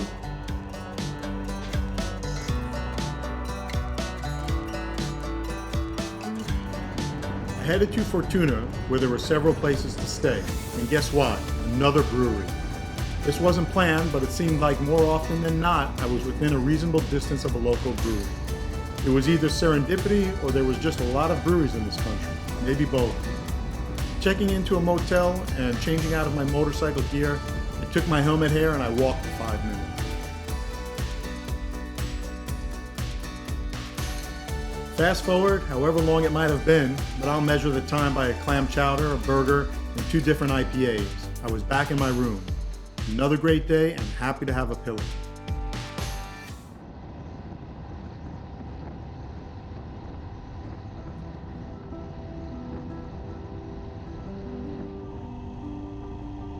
Heading up the 101, it hugged the coast and became the Redwood Highway, passing through groves of redwoods. I was planning on making that right turn today to head east into Oregon. It would be a defining maneuver on the journey and a new phase of the trip. Northern California had an entirely different vibe. It felt even more laid back and remote. The vastness of the redwoods lined the coast, and all the parks were strung together with different names. Some were state parks and some were part of a national park. It was hard to figure out. What I did know was that there were redwoods everywhere. This was the Redwood Highway.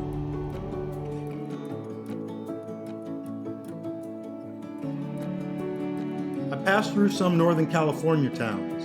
Arcata was very interesting. It was a town of eclectic shops, a bookstore, a record shop, coffee cafes, and bistros. There was a wide range of people going about their day. You had the 20-something travelers who were either passing through or who once were passing through and decided not to leave.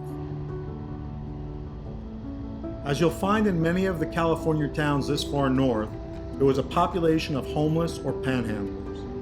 Very different to those who just looked like a shower and a shave might have been something in the distant past. You see a lot of panhandlers. It was hard to tell their specific circumstances. Some were holding signs that they were veterans, others didn't have a sign, and many were just camped out on the street corners. Very sad to see the volume of panhandlers who appeared to be spending their days on the streets and possibly nights in the campgrounds.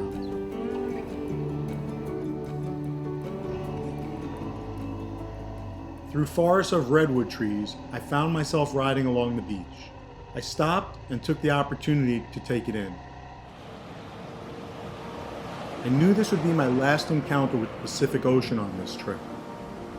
I walked to the shoreline on the beach and was feeling tremendously grateful for this journey in more ways than one. I reached down and put my hand in the ocean as the waves reached the tip of my boots. It was as if I was shaking hands with the Pacific, thanking the ocean for welcoming me and for the spectacular West Coast experience. The smell of the ocean and touching the water was a very meaningful moment that I savored.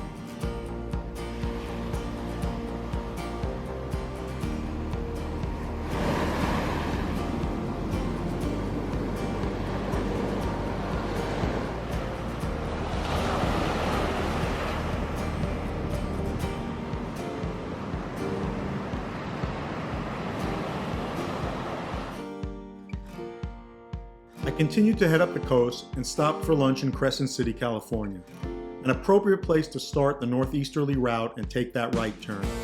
I didn't feel like I was particularly anywhere special, just that it was time to leave California and start a new phase of my journey.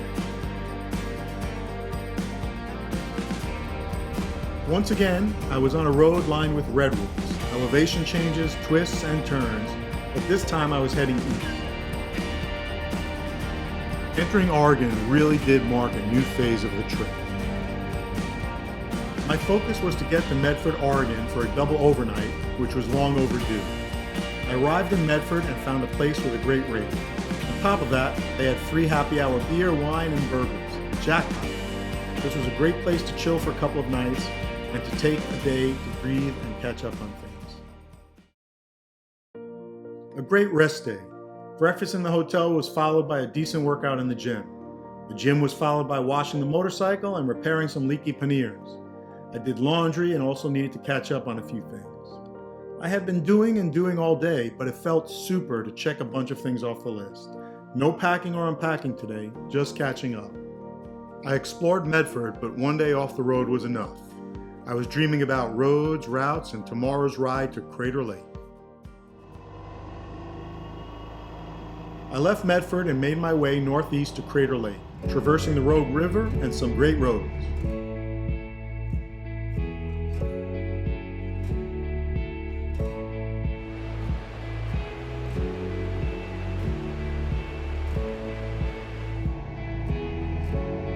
Snow still boarded the road in, out, and around Crater Lake National Park.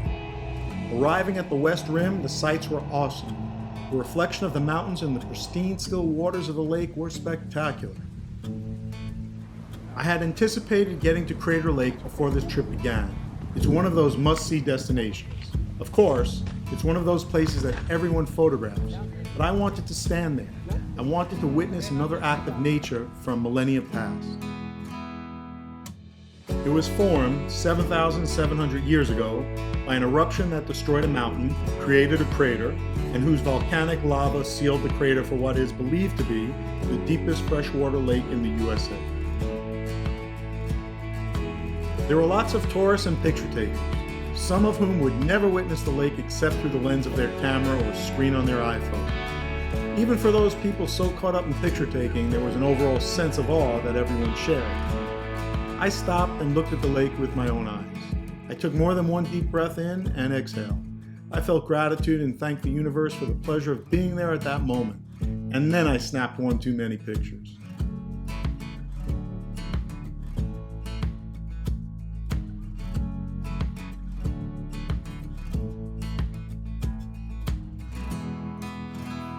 Leaving the lake, the route took me north and then a hard turn east.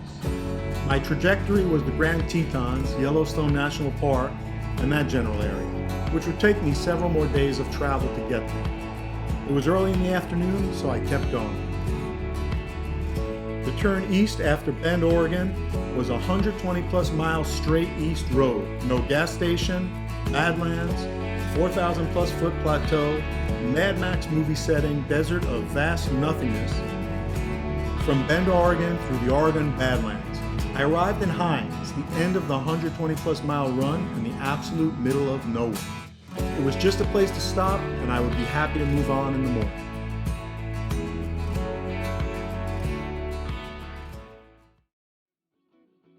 Leaving Hines, Oregon, I was ready for the second stretch of 125 miles on the Central Oregon Highway. The road changed. The farmland gave way to sweepers and elevation changes. Twists and turns, the road was taking me to a new plateau following what I believe was the Snake River. The landscape was engaging, the road was fun, and the ride was energizing. As I approached the border with Idaho, things changed again. I rode through Boise, Idaho to grab lunch. I was baking in Boise. The temperature skyrocketed into the high 90s. It was a 100-mile stretch to Craters of the Moon National Monument. Arriving, it was an interesting sight, and I had a brief ride through the park on Crater Loop Road. The volcanic rock and lava were a spectacle and interesting to see. It was something to do and worth doing, but I was happy that I didn't go out of my way to see it. It was on the path to Grand Teton and Yellowstone, so it was worth incorporating into the trip.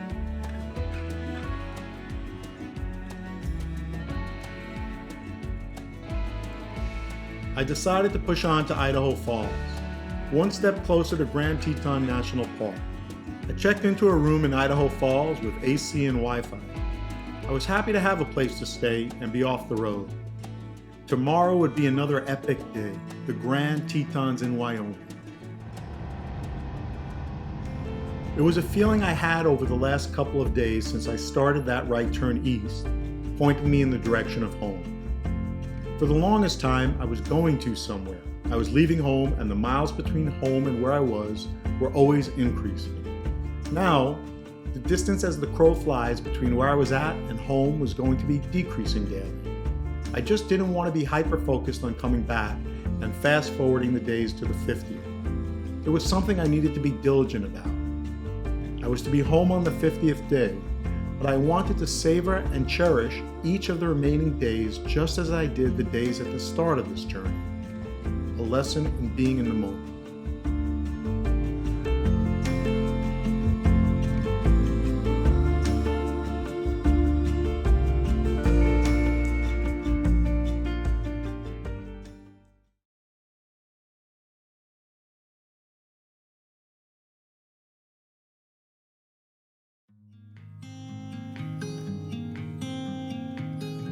The draw of Grand Teton National Park was energizing, but not enough to get an early start. The day started out washing the layers of dead insects off the motorcycle. I was happy to do it and felt really good about taking care of the bike. Fast forward 20 to 30 minutes after leaving, the bike was bombarded with bugs smacking into the motorcycle shield on my helmet. It comes with the territory though. Leaving Idaho Falls, I headed to the Tetons. Passing through farmland, I found myself in the green Idaho mountains. The elevation changed and the scene was lush green, and the flowing river was the exclamation mark to the dynamic views. Following the Snake River, the road led me to Targhee National Forest. The tree-lined, twisting road pulled me closer to the Tetons. I saw a sign for Teton Pass on the way to Jackson, Wyoming, and I pointed the motorcycle in that direction. There was the Wyoming sign, another state, and another phase to the trip. I was kinetic, I was on the move, and it felt great.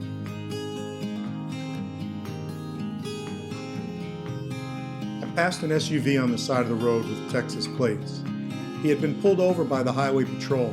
I felt bad and thought about how this guy must be feeling. He was literally several miles from the top of Teton Pass, only to get pulled over. I stopped at the summit of the pass to snap some pics and to recognize yet another 3D picture painted by the universe. I noticed the SUV pulling in and almost didn't want to make eye contact, thinking the dude must be decompressing from the aggravation of a traffic ticket. Surprisingly, he started a conversation, and yes, it's about the people you meet on the road. Wade and I exchanged tales of the road, encounters with people along the way, our observations, feelings, and what themes resonated with us. We were finishing each other's thoughts and sentences. We were sharing our beatific experience, our blissful travel adventures and how it affected us. It had little to do with where we've physically been and for how long, and more to do with where our heads were at. It had all to do with the energy we were carrying with us, the feeling we had in our hearts, and the joy of the journeys we were on. Kindred spirits connecting on the road. I've had many of those experiences during this trip. We chatted for quite a while, with many pauses to reflect on the glorious views of the Tetons in front of us. We then parted ways with smiles and good wishes, feeling better for having met. Grand is the right adjective. I took a less traveled entrance into Grand Teton National Park and followed a dirt road for a bit until it merged with the south entrance traffic. Today was another day, not just of great views and picture opportunities, but of what I've come to recognize as the universe painting a masterpiece. I've mentioned it before, and there have been many places that have that quality. It was as if the universe painted the picture. You almost want to take your finger and poke it to see if it's real, if it exists in the world. Could it just be a backdrop, an elaborate Hollywood set? I think not. Grand sights, grand emotions, and the Grand Tetons. The place and the energy had all to do with what I was experiencing when I gazed at those sights. I also think the energy I was carrying and the frequency I was vibrating at produced a resonance and a coherence. Things seemed brighter and clearer. I knew it had a lot to do with where my head was at. It was a reminder to me about how your perspective is fundamental to your perception and ultimately your reality. Simply, I was happy. I saw beauty. I appreciated the moment. I felt joy. I was grateful, and I was alive in the world. I was standing at a lodge on a lake in the Grand Tetons. This would be my home base for the night and the celebration of 35 days. That's 5 weeks on the road. A beautiful area. I took the opportunity to walk around, have dinner and a beer, and enjoy the lake and mountain views. I was looking out of a window with a view of a lake and the Tetons in the distance. It was a good day. I was joyful. Gratitude.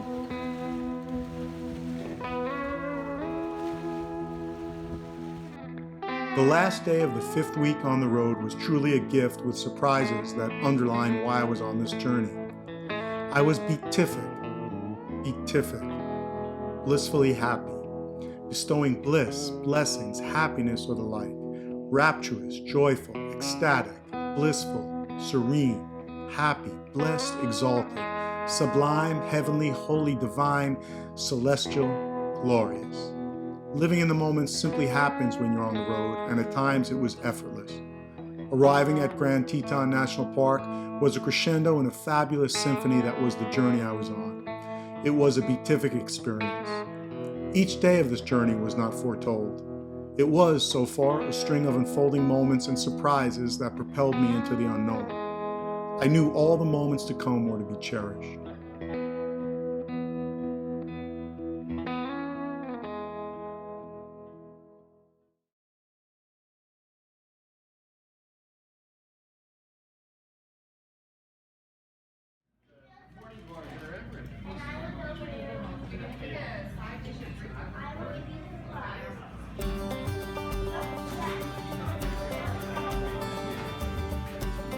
Yellowstone National Park.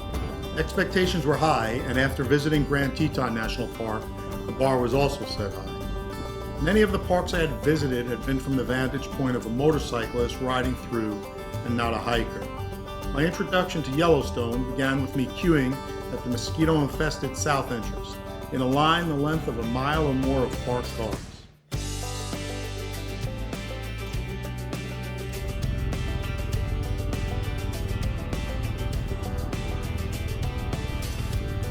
In retrospect, Yellowstone for me was just a checklist item.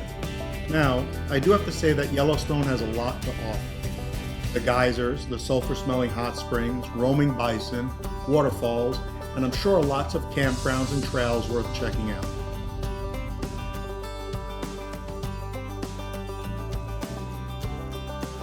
However, this place for me turned out to be the Disneyland of national parks.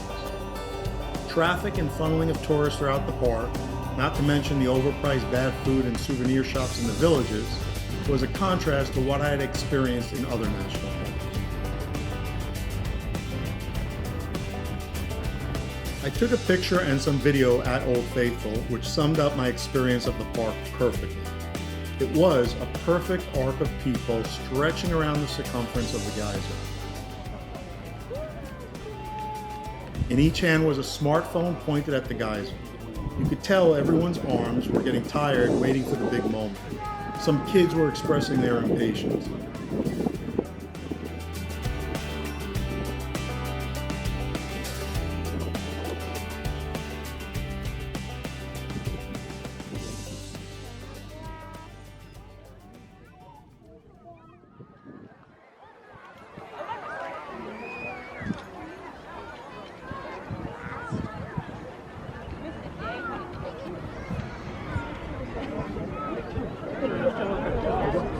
Finally, the geyser erupted following a big ooh and ah.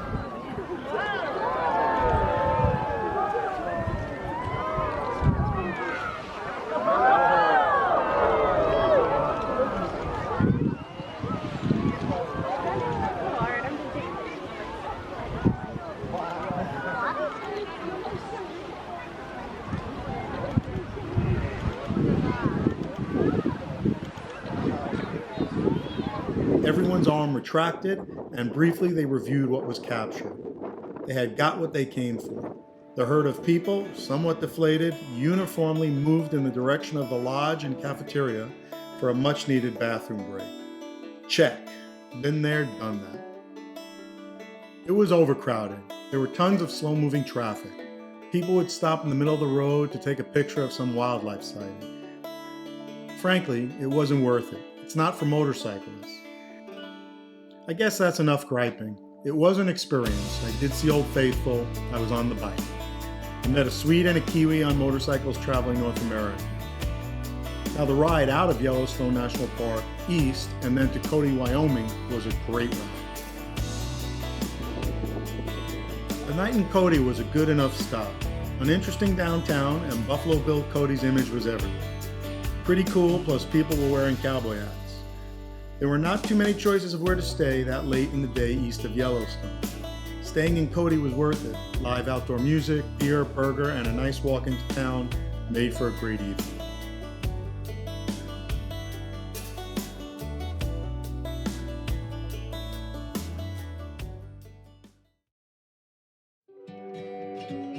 Today was a glorious riding day filled with breathtaking views. I started the day taking back roads out of Cody, Wyoming, on my way to Bighorn Canyon National Recreation Area to see Devil's Canyon. This would be a brief stop in Montana before coming back to Wyoming and heading east towards South Dakota. There were no cars to speak of, and I felt the serenity of the ride. It was so peaceful. I felt especially aware of what was going on around me. It really was an orchestra of activity, of life happening right in those moments. There were wild horses running in the field playing. Some of the grazing cows paused as I rode by on the bike, their heads tracking the motorcycle down the road. Birds were darting in and out in front of the motorcycle as if to tell me to slow down and check things out. The sky was crystal blue, and the mountain range filled the landscape with shades of brown and speckled red rock. The air smelt of perfumes and flowed through my motorcycle jacket, keeping me cool. The rhythm of the ride and the beat of all the life around me was yet another joyful moment in an instance feeling everything at once. Some people call it a moment of grace, of pure joy, of bliss. Whatever label you choose, I've had that feeling many times on this trip. It was a moment when all you feel is joyful and blissful, a rush of gratitude and an emotion of bliss, beatific and beautiful. Passing into Montana and Bighorn Canyon National Recreation Area, I stopped at Devil's Canyon. Outrageous and amazing views, and there were only a handful of people there, not much to speak of. It's one of those places that isn't a major tourist destination, but equals any travel stop in any of the national parks, a vast and beautiful expanse.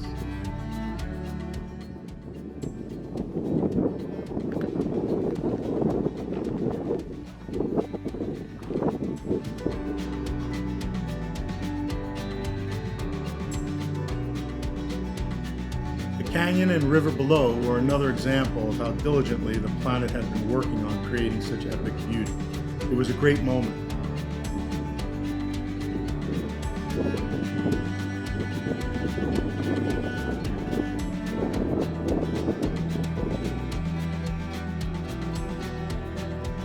Backtracking into Wyoming, I made my way to Lovell for lunch. I went to the Brandon Iron restaurant in town.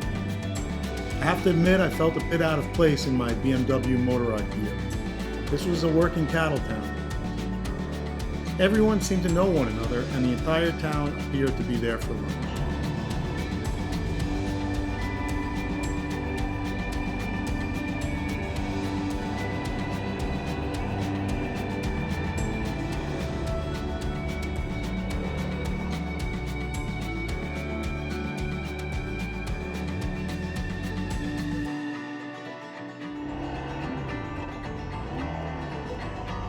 I followed a great road out of town and into Bighorn National Forest. The elevation climbed quickly, and the road was challenging. The views were epic.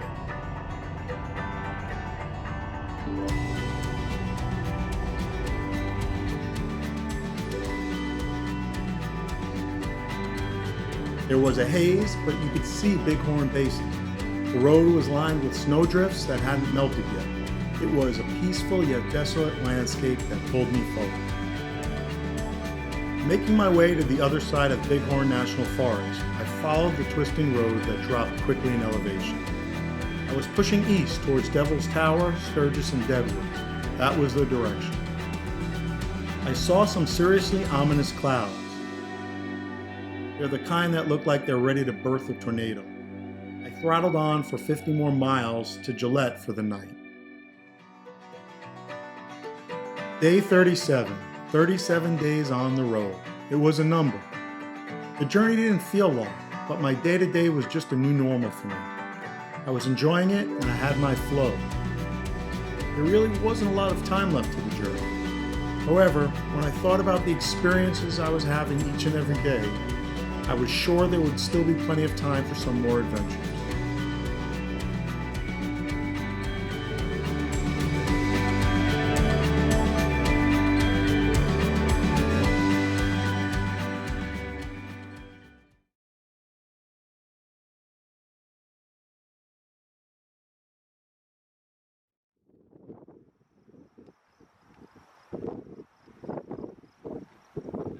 Today was a day about destinations. There were too many destinations and not enough focus on the roads connecting them. This was a fundamental lesson and takeaway, even after 38 days on the road. The lesson was, it's the journey, not the destination.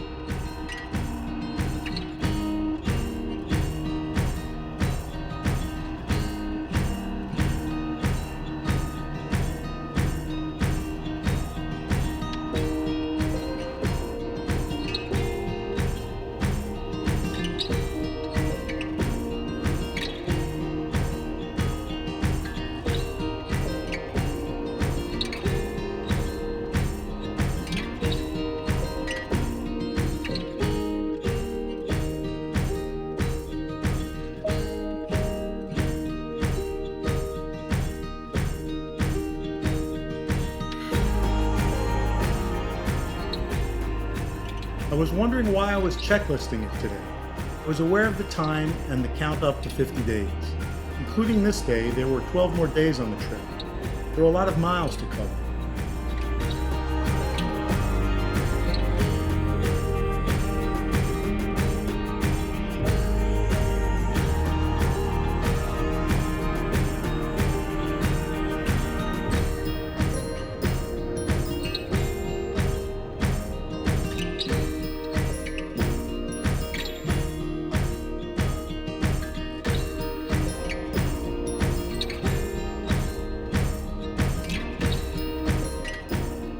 I had done some incredible riding over the last 38 days. I think what was really affecting me were places that were more tourist destinations. I was finding that it was just not as fun for me. It was crowded and you really needed to be off the bike to appreciate it more, assuming that was what you were looking for. The other factor was the Disneylandification of the place. I think I just invented a word. Many places started to feel more like a Disney attraction. Deadwood, Sturgis, and Wall were totally like that.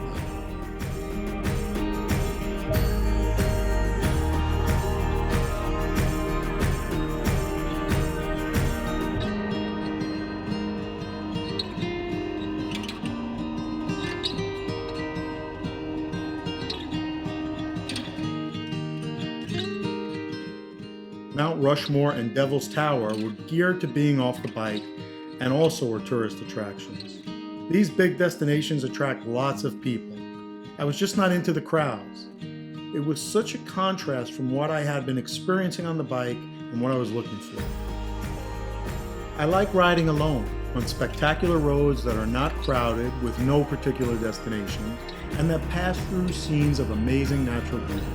I'm not a big fan of the crowds and the tourist stops. Traveler versus tourist distinction might be relevant. Having said all that, it was a destination day. Here was the checklist: Devil's Tower in Wyoming, Black Hills National Forest in South Dakota, Deadwood, Sturgis, Rapid City, Mount Rushmore, and finally, Wall, South Dakota, since I needed a place to stay near Badlands National Park. That was my checklist completed for the day. Check, check, and check. No regrets about the day, just a reminder on how I prefer to travel.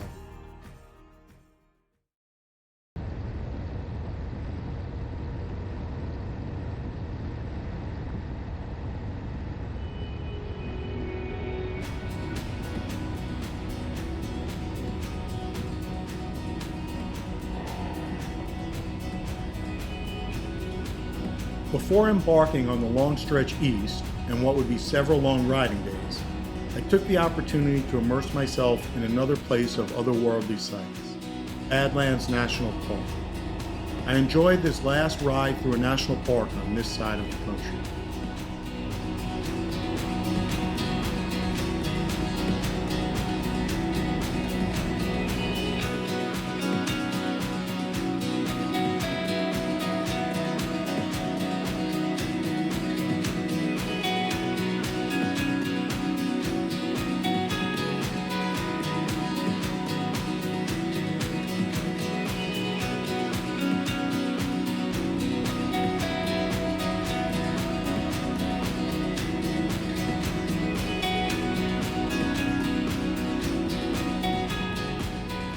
I thought about my motivations as I rode, where I was going, my past travels, and in general life's journey.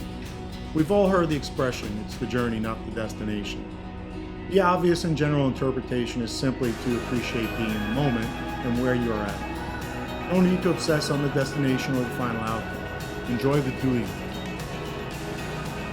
However, the destination is a key ingredient. It's the catalyst that sparks a chemical reaction. You pick a destination, and that sets the journey in motion and keeps it going. You pick a destination or a goal, and that sets you in motion. Having a destination or a goal is fundamental to any journey, whether it be physically traveling or a metaphysical journey. It's the journey, not the destination. Picking a destination sparks a reaction. It creates momentum that is a push or a pull. It's the gravity that draws you to something.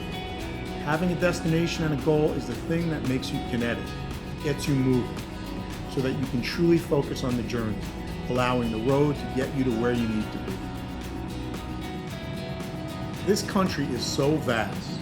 I have lots of video of great roads, twisty roads, mountain roads, roads that carve their way through vineyards, forests, or coastlines. But there are lots of other roads that connect those places. The USA is big. Sometimes you have to buzz in a straight line for hundreds of miles. I spent many hours on I-90 today, going east from Badlands to Sioux Falls for 300 miles of vast nothingness, farms and ranches. The other 184 miles, for a total of 484 today, weren't terribly more exciting. But of the 9,300 miles I've ridden in 39 days, I've always been glad to be on the bike and move. There were going to be several high mileage days ahead, including this one.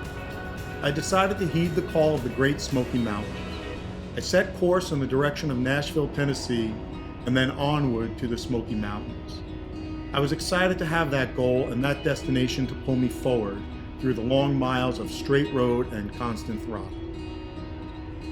After 484 miles, I arrived in Omaha, Nebraska, or was it Iowa, or both? South Dakota, Iowa, and Nebraska seem to have borders that not only confuse me, but some of the cities are confused as to which state they belong to as well. I was happy to be on my way to the Great Smoky Mountains and the Blue Ridge. I was really looking forward to being in the mountains there, to reflect on the trip, and to enjoy some more mountain travels before heading to sea level.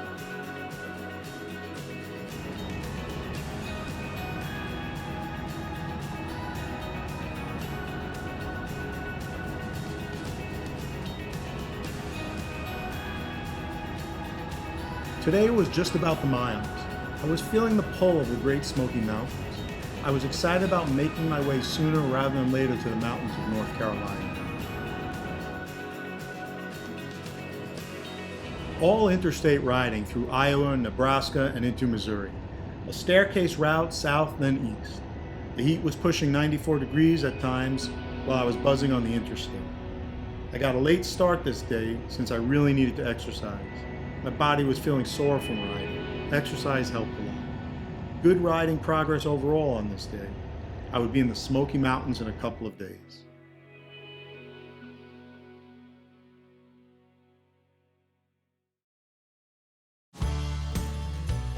"26 miles from Nashville, the sky exploded and began to drop rain like a water cannon. I was committed to making it to Nashville and then deciding what to do next. I pushed through and was on the outskirts of Nashville when the sky opened. A split decision later and I exited the interstate heading to downtown. The streets were packed, people were everywhere. It was Country Music Fest, the post-weekend follow-up to the Country Music Awards. Nashville for the night it was. I walked around for a while, snapping pics and watching everyone cross over the bridge to the stadium where the Country Music Fest performers were.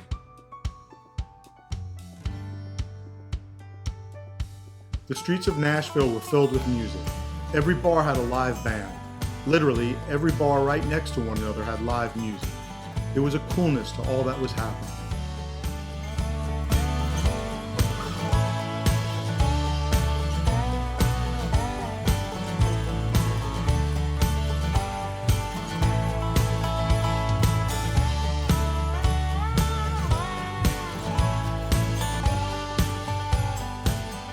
A good meal, a nice room, a cool city, and I was feeling good. It was important to have a break from the last 3 days of riding in incessant heat on a never-ending straight line. Tomorrow would take me back into the mountains to a familiar place, a place where the roads twist and turn, a place that lives up to its name, the Great Smoky Mountains.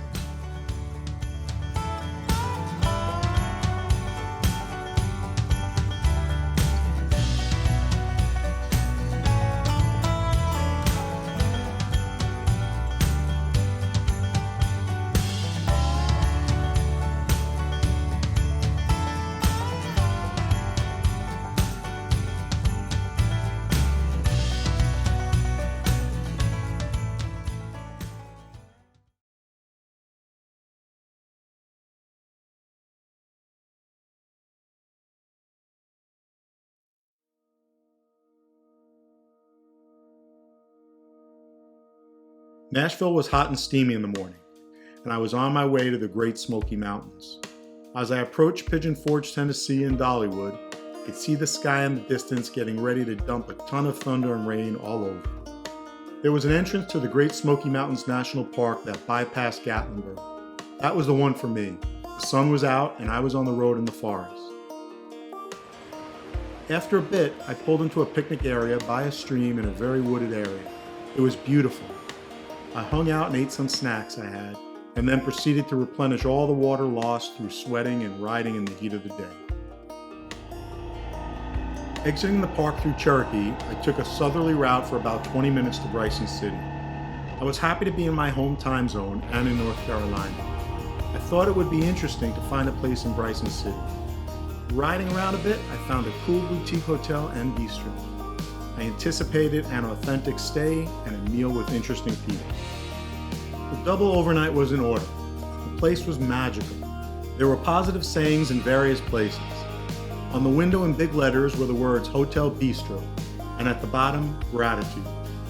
The entrance to my room had a sign as tall as me that said, "Live every moment, laugh every day, love beyond words." The menu had at the bottom, "Eat with integrity, live with gratitude. Cheers, y'all." It was an oasis I'd call home for a couple of nights.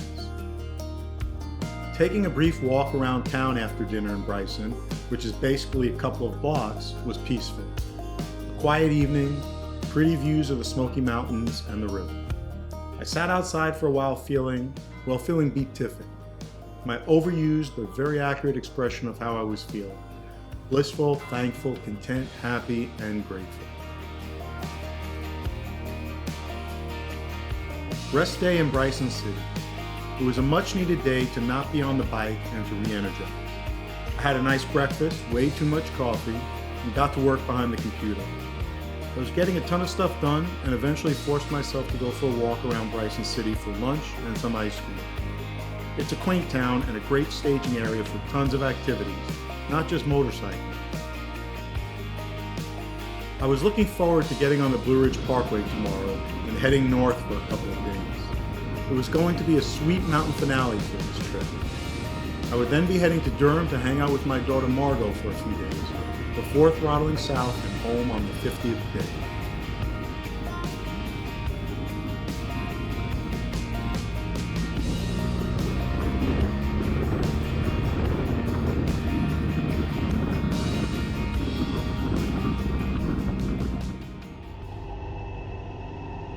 I was anticipating heading north on the Blue Ridge Parkway and feeling charged up to ride the flowing and twisting North Carolina roads.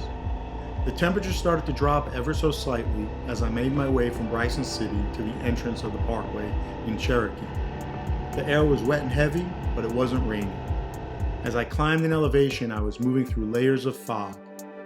The updraft was pulling the fog higher and higher. The forming clouds were moving across the road. Eventually, there were pockets of sunshine. There was no predicting weather and visibility as you ride a ribbon of road through the mountains. There was something a bit more special about riding the parkway. I had been this way before. Sometimes the road was crowded and other times it was wide open for me to play. The weather always varied. The riding conditions this time were not necessarily different from previous trips. However, it was more special. I think it was a combination of coming home, being back to somewhere on the motorcycle that was familiar, as well as the fact that this was the final act of the trip. These next few days would be the last mountain riding for the 50 days at 50 years old journey. I was feeling a greater sense of accomplishment with respect to being on the Blue Ridge Parkway. In the past, I rode from Florida, which was a bit of a haul for me, typically 750 miles or so depending on the route. This time, I had traveled over 10,300 miles to get here.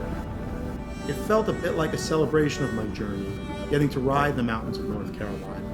The familiar was comforting, and those roads and the mountain landscape were energizing. It was good to be there riding.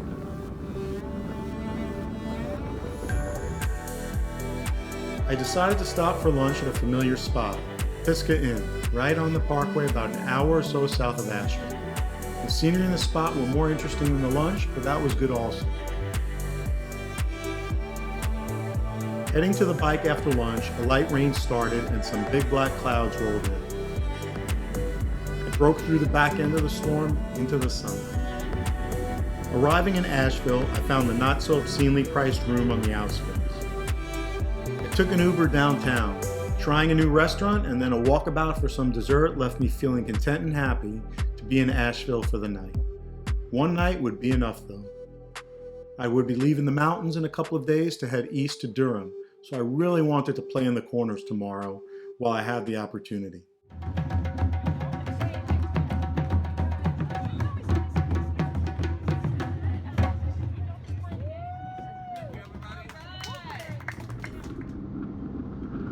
Before I knew it, a couple of hours passed between waking up and pulling out of the hotel parking lot. Climbing in elevation and dropping temperature, and then the sun began to break through, burning off the fog and drying things out. The riding was the kind that makes you smile in your helmet.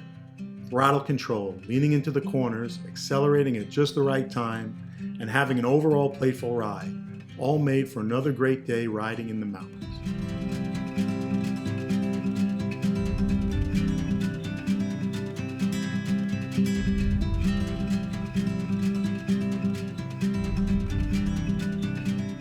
I arrived in Blowing Rock for lunch, a cool mountain town.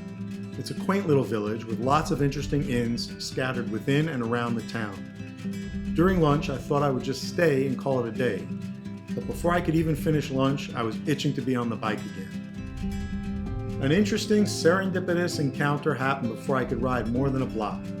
In the opposite direction, another BMW R1200 GS was coming, and we gave one another the customary wave.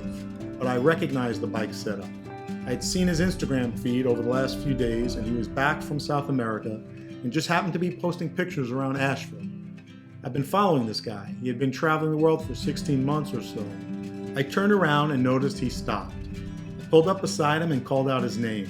It was a good conversation about travel, adventure, and sharing our respective plans or lack thereof.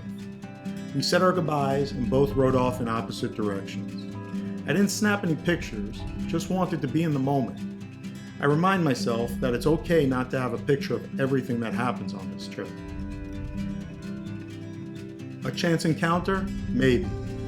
In a way, the universe was responding to the energy I was radiating. At least, that was what I'd like to believe. Maybe the universe was reinforcing what I was doing. Sort of a pat on the back as if to say, you're doing the right thing, you're on the right track, keep it up. I took a ride to Banner Elk and found some forest roads to play on for a bit. Today was the last mountain riding day of the trip, so I decided to have some fun. After passing Grandfather Mountain and Banner Elk, I returned to Blowing Rock for the night.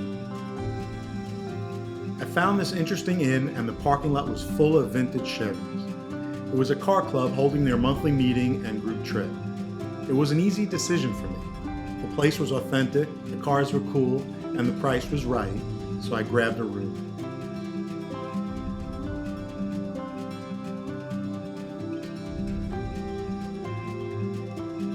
After some minor bike maintenance, I took a shower and then walked into town. It was nice to stretch my legs. Grabbing a beer at one place and then dinner and live music at another made for a super conclusion to a spectacular day. Blowing Rock had a nice vibe. It's truly a small village and wasn't crowded. There were plenty of choices to eat and drink, and it makes for a good base camp if you're planning day excursions or just passing through.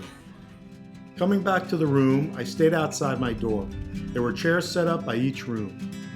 I had the chance to speak with a couple from the Chevy Car Club. This trip continued to reinforce the fact that travel is about the people you meet on the road.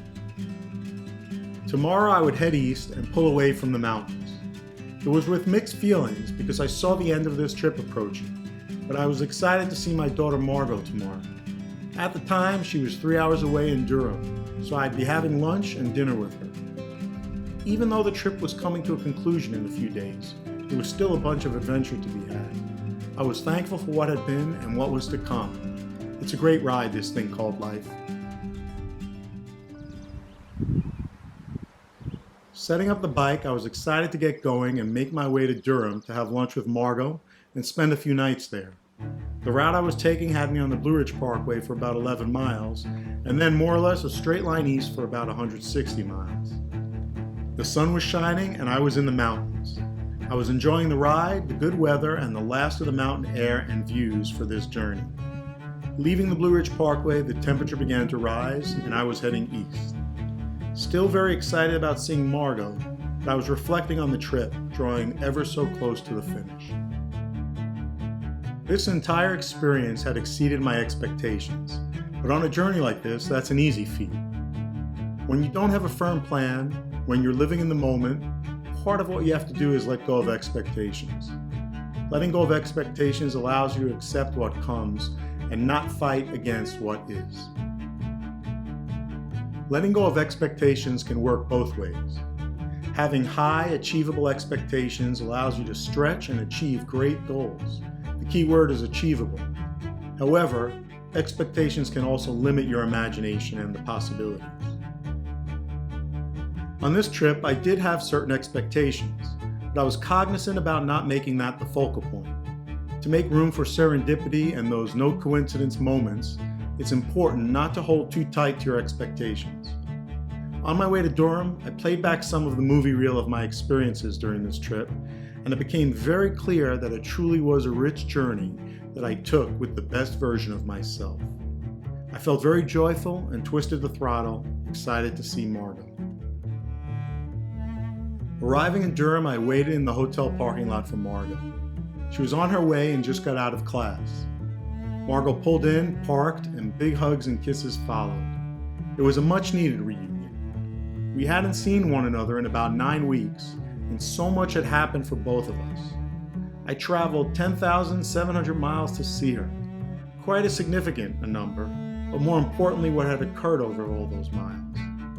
We lived about 750 miles from Durham in Florida. The journey took me far and back, full of stories, experiences, emotions, and joyfulness to share with her. We spent the afternoon in her apartment having lunch, a couple of beers, sharing tales of the time apart, followed by an awesome dinner of tapas at Mateo's, sharing a great bottle of Tempranillo from Spain. It marked an important milestone for my 50-50 journey, getting back to my daughter. No matter how far you travel, being in the orbit of the ones you love is so important. While time and time zone don't diminish the love, and today there are so many ways to stay connected with technology, there was nothing like a hug and looking into her eyes.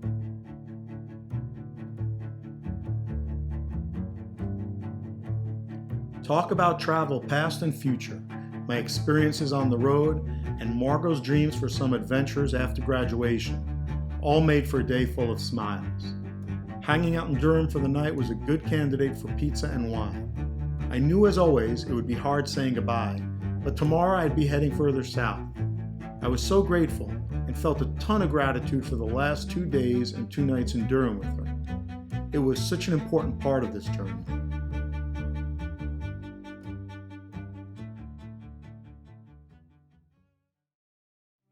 It did get me thinking about straight line travel on the motorcycle, and how maybe it's a metaphor for how we live our lives sometimes.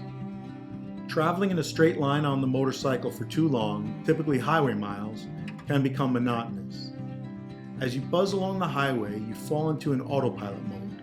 It's cruise control, figuratively and literally. Your mind can go other places, and you're not always 100% in the moment. It can be boring and routine. You're checking off the miles to wherever you're going or the next gas stop. All you're doing is counting the miles. You're occupying yourself with thoughts of the past or of the future. I'm not saying you can't be in the moment, but straight line travel relies a lot more on muscle memory and a lot less on being mindful and in the moment. Routine activities in daily life, straight line travel, motorcycling down the road, or having a set exercise regimen are not bad things. They're actually necessary. The point is simple. Straight line travel, doing the same thing for too long without deviation, is not only boring, but not healthy physically, emotionally, or spiritually. That's why people take vacations. That's why schools are out for summer. That's why new experiences are so energizing. In large part, this journey was about breaking the straight line travel during this period of my life. It's not necessary to do epic things. Maybe sometimes it's enough to try a new restaurant, take a different route on your next walk or drive, or simply find something new to try. Newness, and breaking that straight line travel dilemma in whatever you're up to, takes you back into the moment and being mindful of what you're doing. It's important to seek opportunities to break those self-imposed constraints and change your routines up. That's what makes life interesting.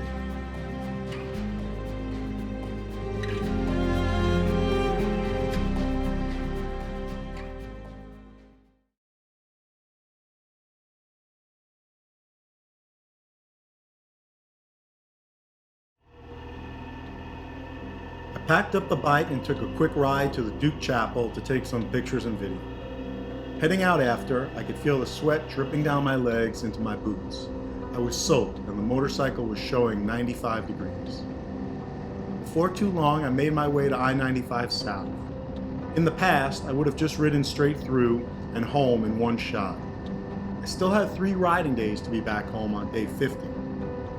I decided an overnight in Hilton Head Island, South Carolina, and Daytona Beach, Florida tomorrow would be a great finale to the journey.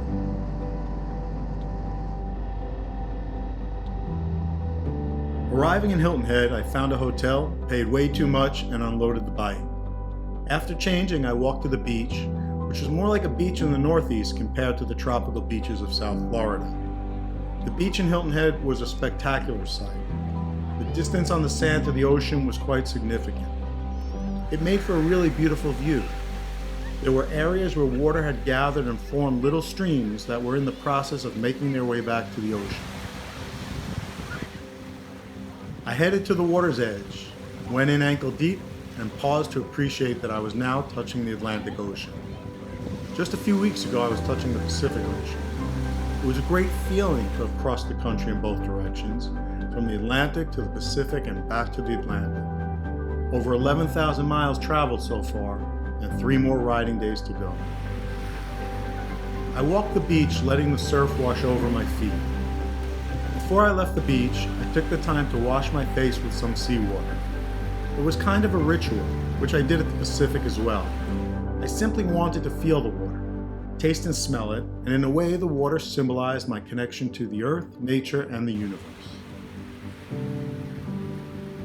I walked away from the surf and headed off the beach feeling a tremendous sense of gratitude and accomplishment.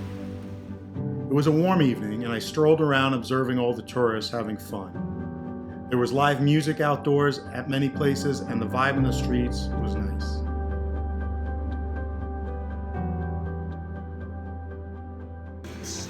At dinner tonight, even though I sat at the bar to eat, there wasn't an opportunity to strike up a conversation. It was crowded and noisy. There was live music and a lot going on. I sat there thinking, I have a really cool story to tell. This 50 at 50 journey, it was day 48. There were over 11,000 miles traveled and countless tales to tell of the road. I was content and smiled to myself knowing that I did something that was more than just an impressive act of endurance on the motorcycle. It was so much more than the miles I traveled. It truly was what I hoped it would be, an endeavor of the soul. As I sat there in the crowd, but by myself with my own thoughts, I reflected on the fact that I was with the best version of myself. It was so easy to find him on the road.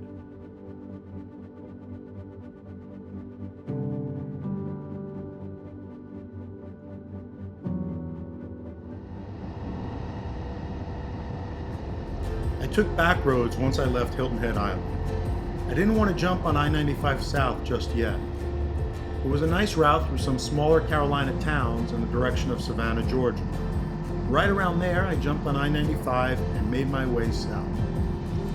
Passing through Georgia rather briefly, I was now crossing the Florida state line. I was in my home state. It was a surreal feeling knowing that I could actually just ride right home in several more hours.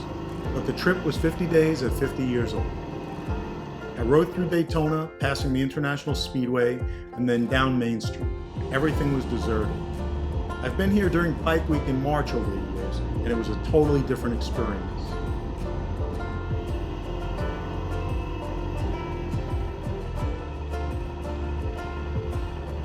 I had booked a nice hotel on the beach in Daytona Shores to celebrate the last night on the road. After having some lunch at the outdoor tiki bar, I went down to the beach. The water was warm and I was happy to dive in and wash away the sweat of the ride. The view was the typical Florida beach view, spectacular, tropical, and it was comforting to be close to home. It was good that the last few days haven't been high mileage days and a rush to get home. I've paced it well, and the cadence of my riding days gave me the time to accept the fact that the trip was ending. I was excited to get home and see my wife, the dog, and the family. When I thought about it, the trip wasn't really ending tomorrow.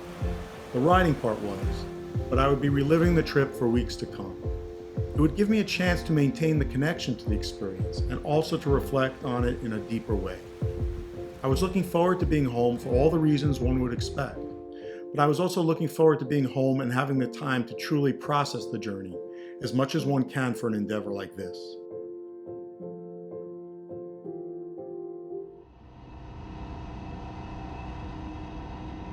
"50 days and 11,600 miles, from the Atlantic Ocean to the Pacific Ocean and back. Today was about finally getting home and the end of the 50 at 50 journey by motorcycle. Riding from Daytona today, I was super motivated to get home. I thought about not being on the motorcycle tomorrow and the days that would follow, and how things would be different from the last 50 days. However, I was excited for the next phase of this journey. This was the phase where the experience would be further etched into my soul. I guess that had already happened. Maybe what would come next would simply be the recognition and acceptance of all that had occurred over the 50 days. Feeling a tremendous sense of accomplishment and joy for having made the journey, I throttled in a straight line south.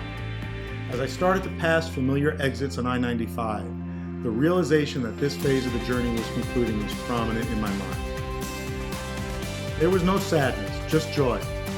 Riding down the highway, I had a broad view. I could see the road unfolding and the trees whizzing by.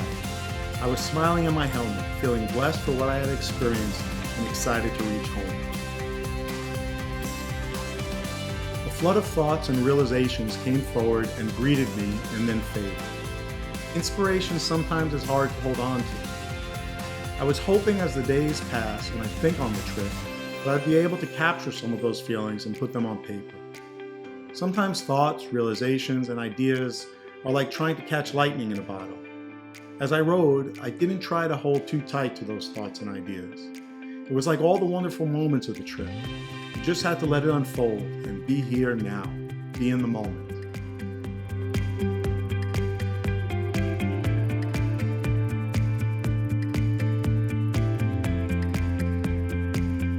I decided to delay my arrival at home to head to the ocean one more time. Heading to downtown Delray and then on A1A, which was one last opportunity to pause, see the Atlantic Ocean, and feel some gratitude for the entire gift that this journey has been. On this trip, whenever there had been an idea to seize a moment, I had taken that turn or made the stop.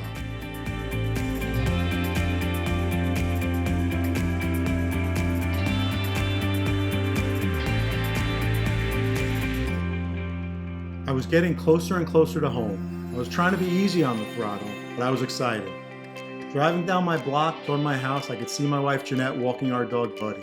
I slowed the bike. It was a beautiful sight and a great feeling to have someone waiting for you. Shedding my gear, a big sweaty hug for my wife, and playing with the dog, I was home.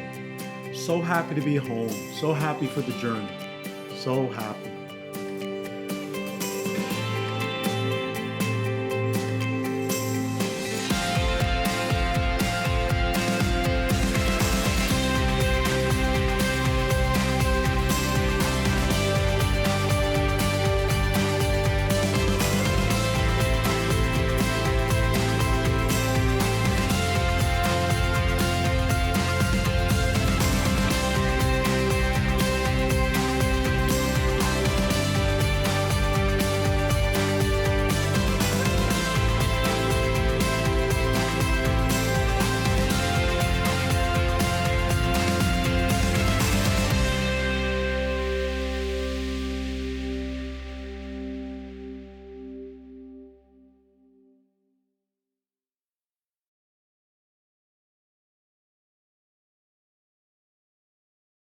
Hello, fellow travelers. 50 days at 50 years old. The journey took place May 1st through June 19th of 2018. It's now February of 2021, more than 2.5 years later. It's week 46 of the COVID-19 lockdown, and I've spent the last several months reflecting on the trip. It still feels like a dream. Even when I got home in the weeks and months that followed the trip, it felt like a dream. Was it a dream? I had been back at home for just shy of 1 week. I was happy to be home and easing into life off the bike and off the road. In a sense, I had assumed the role of observer, watching myself adjust to the new normal. On the road, I was kinetic, on the move, and experiencing new moments every day. There were things to do, but there wasn't the opportunity to procrastinate or postpone too much. At home, it was easy to put things off that needed to get done and to get stuck in front of the TV binge watching. It was just an observation and not an indictment of binge watching. I had caught up on some really good shows. There was a level of disorientation being back. I was adjusting well and so happy to be with family and at home. However, I was thinking about the journey at times. While I remembered details, it was also a big blur. During the journey and even at home, there was a strong desire to engrave every moment in my long-term memory. Just like taking a picture or a video, it wasn't possible to hold on to a moment. You can't reproduce it by staring at a picture. Even if I did the trip 1,000 times, I wouldn't be getting any closer to painting an exact picture of the moments and the emotions that were experienced that first time. I'd simply be creating new and different moments. During the journey, I knew I couldn't hold on to the moments experienced, and I didn't try to.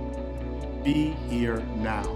I was living in the moment and experiencing a range of physical, emotional, spiritual feelings. That's how it worked.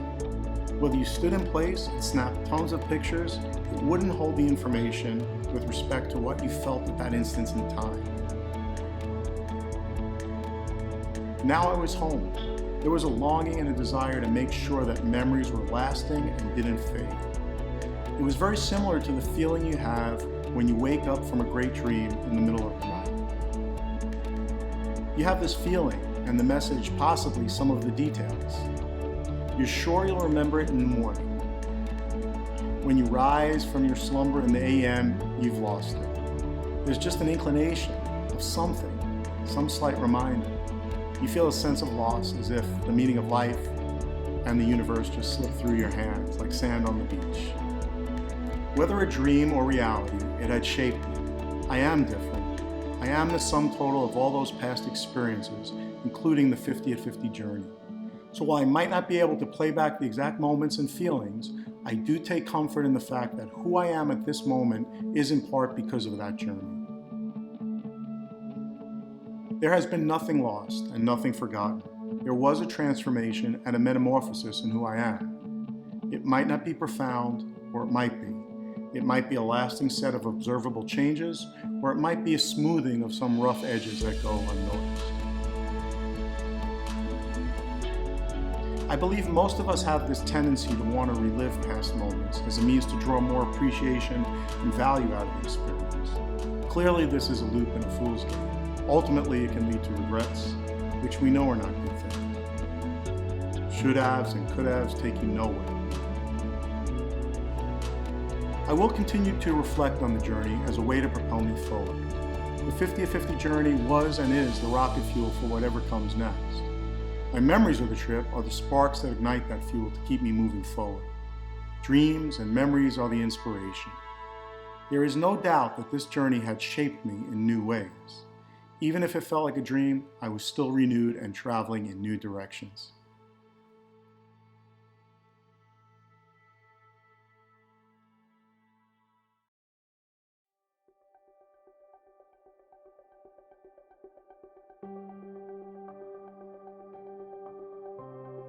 It was July 19th, 2018, 1 month since I returned on June the 19th. It was interesting how long ago the journey had seemed.